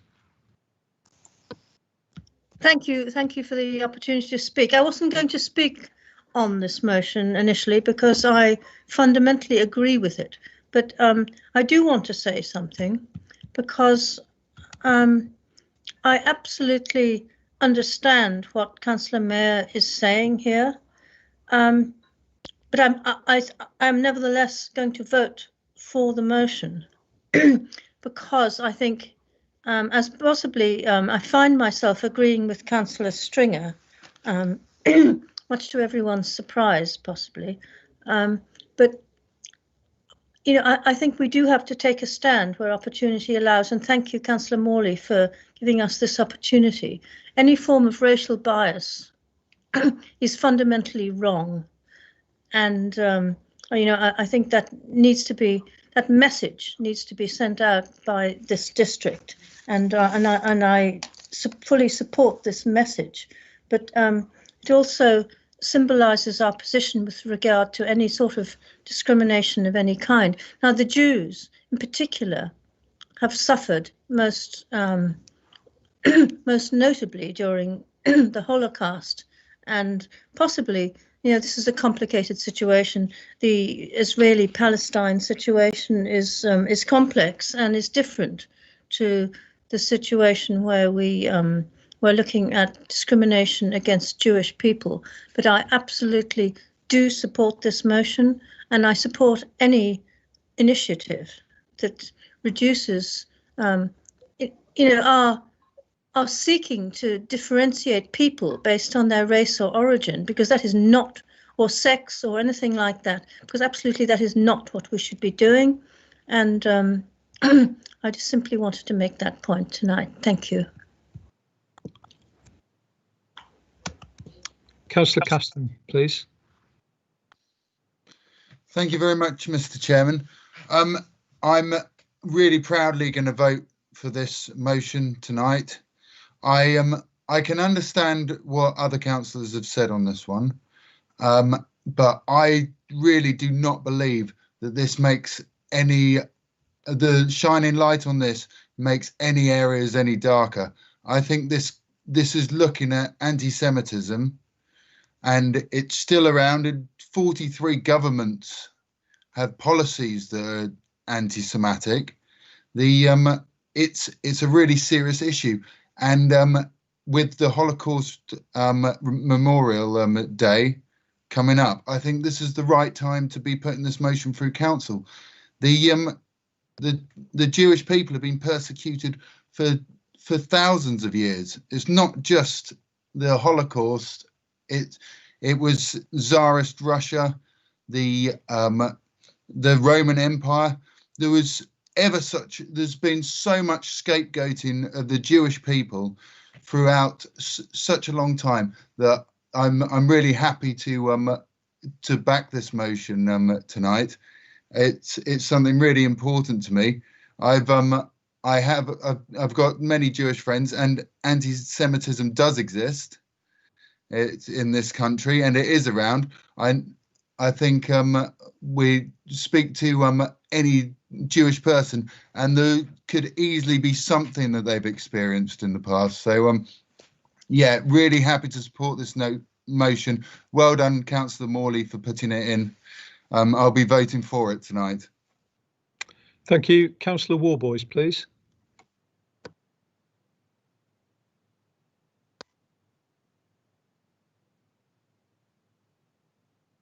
Got there. No. Thank you. Thank you, Chair.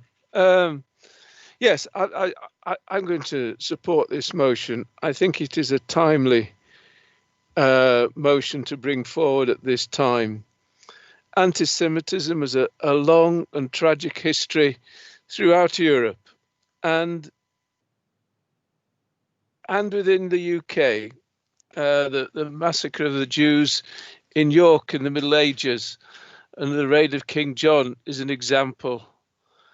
Anti-Semitism is on the increase. In 2019, there was a 7% increase of anti-Semitic attacks. Most of these involved abusive behavior, verbal abuse, graffiti, or abuse via social media. And I think Councillor Mayor had some very wise words. I think this is putting a spotlight on a particular aspect of racism, xenophobia, intolerance, and how people use this anti-Semitic tropes to abuse people of other races and cultures and religions. And perhaps voting for this motion and accepting that within Suffolk District Council will give us some guidance on how we can shed light in further afield and to look at other forms of racism and xenophobia and intolerance and how they damage our communities. Thank you. Thank you, Councillor. Councillor Hanningham, I did say I'd come back to you if you wish to speak. Are you able to speak? Yes, can you hear me now? Yes, I can. Please carry on. Good. I just want to say I agree with, most things have been said, and I appreciate the debate. I think it's been a very good one. But and I just want to say that before I make my speech, I just want to say that, of course, all racism is wrong. But to add insult to injury, apparently 6% of this country either believe that the Holocaust didn't happen or it's been greatly exaggerated. And the Jewish people are meant to sort of take that on the chin, which I think is an awful shame. Anyway, let me read my speech. I'm very happy to second this motion and implore you all to vote in favour of it. Whilst I was the chairman of this council, I had the privilege of attending last year's Holocaust Memorial Day held at the Abbey Gardens in Bury, which was a beautiful and moving ceremony. I also attended a Hanukkah celebration at Ipswich Town Hall, hosted by the Mayor Jan Parry, along with my daughter, which we both thoroughly enjoyed, especially the singing and the dancing. There we met many interesting and wonderful people, but also heard some heartbreaking stories from them. Some of them are children, the only surviving. Some of them are children of the only surviving member of their family who are lucky enough to escape with their lives, often helplessly waiting for family members who never arrived. You could think that in this day and age, there's no need for such a motion that we're proposing tonight, but the fact is that there's still very much discrimination about, and it's regularly reported in the media.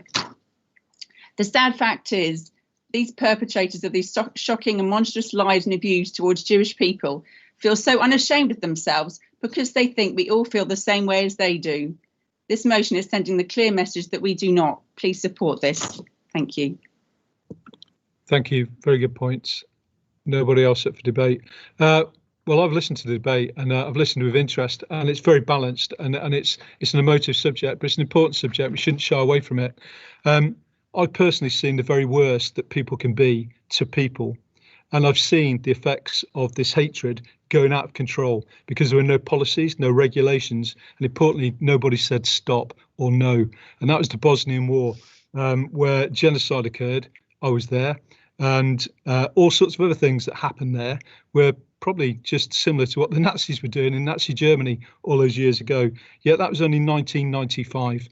Because there's no policy, no regulation, everybody got on board. I was lucky that I went back and I hunted down war criminals for a while, and I was very pleased to do that.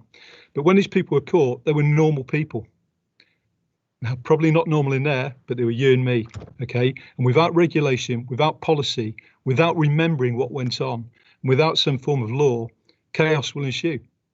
So on the European continent, in 1995, this was going on. And albeit it wasn't the Jews, there were thousands and thousands of people, men, women and children killed because there were no policies, no regulations and no reason to stop it.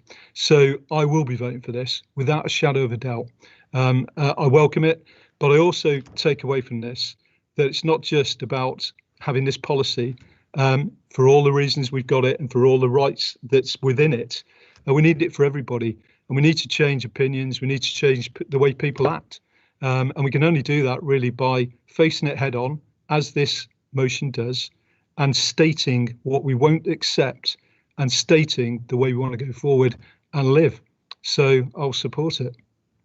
Are there any other points? Cool. Councillor Morley, you've got a right to comment before we go to the vote. Thank you very much, Chair. It was interesting that actually that Councillor Passmore mentioned the Huguenots, because I myself have 6 different lines of Huguenots who fled France and turned up in Spitalfields in London, destitute, with just the clothes on their backs, some of them having fled in apple barrels hidden while they're travelling across the Channel. So I know exactly what he means about the Huguenots. And I've got a friend also whose family are Jewish, and they were born in this country, but their parents and the wider family, the aunts, the uncles, cousins, were all in The Hague at the time the Nazis invaded. And she'd asked me to investigate her family history because her father refused to talk about it because it was so traumatic. And I had the privilege of searching through all the Holocaust records following the war trials in The Hague after the Second World War. And after I'd gone through all those death records, I had to go back to my friend and tell her that nearly 30 members of her family had been murdered in Auschwitz and Sobibor. I just cannot tell you how emotional and upset that made me. And I do want to make it clear that we already have an adopted equalities and a diversity policy, already defined and upheld by this council, and it covers everything that we do. So this motion is just adding to that policy by defining what anti-Semitism actually means. It is not about placing one form of discrimination in advance or overarching any other form of discrimination. Discrimination in all its forms has no place whatsoever in our society or our council. So, and this is also about showing leadership and making a clear statement about the things that we value and what we stand for as an organisation and as a district, regardless of whether there are lots of incidents, just 1, 500, 5,000, it doesn't matter. If there is even one, we stand against it. And so I urge you, all of you, to support this motion without reservation. Thank you.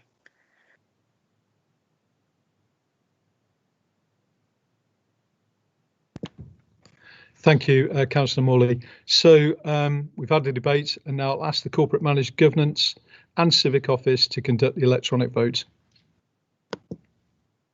Thank you, Chair. Councillors, can you please open the vote in the app by clicking the plus sign in the top right hand of the agenda screen. The agenda item will show in blue, and click on the blue line to open the vote. Thank you.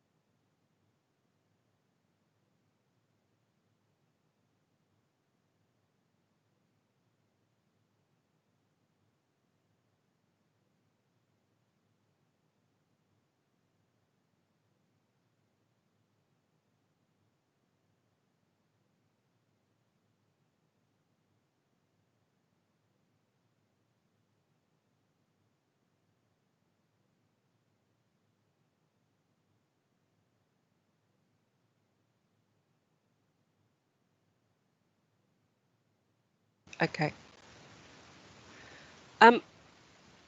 Councillor Humphreys, can I have your vote verbally, please? Get the mic on. Yes, I'm for. And Councillor Phillips, can I have yours, please? For. Thank you. 4 abstentions. 4 abstentions.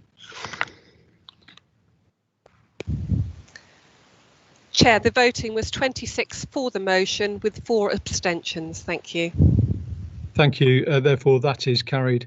Moving on to the final point, really. So, councillor appointments. Are there any changes to placings? I have none to make, Chair. Thank you. Thank you. Okay, and there are no others. Fantastic. So the date of the next meeting is Thursday, the 18th of February, 2021 at 5:30 p.m. Thank you for everything you've done tonight. For the debates, I think it's been really healthy. It's been very balanced. And thank you for the way in which you conducted yourself. I now close the meeting at 21:35. Thank you for your attendance.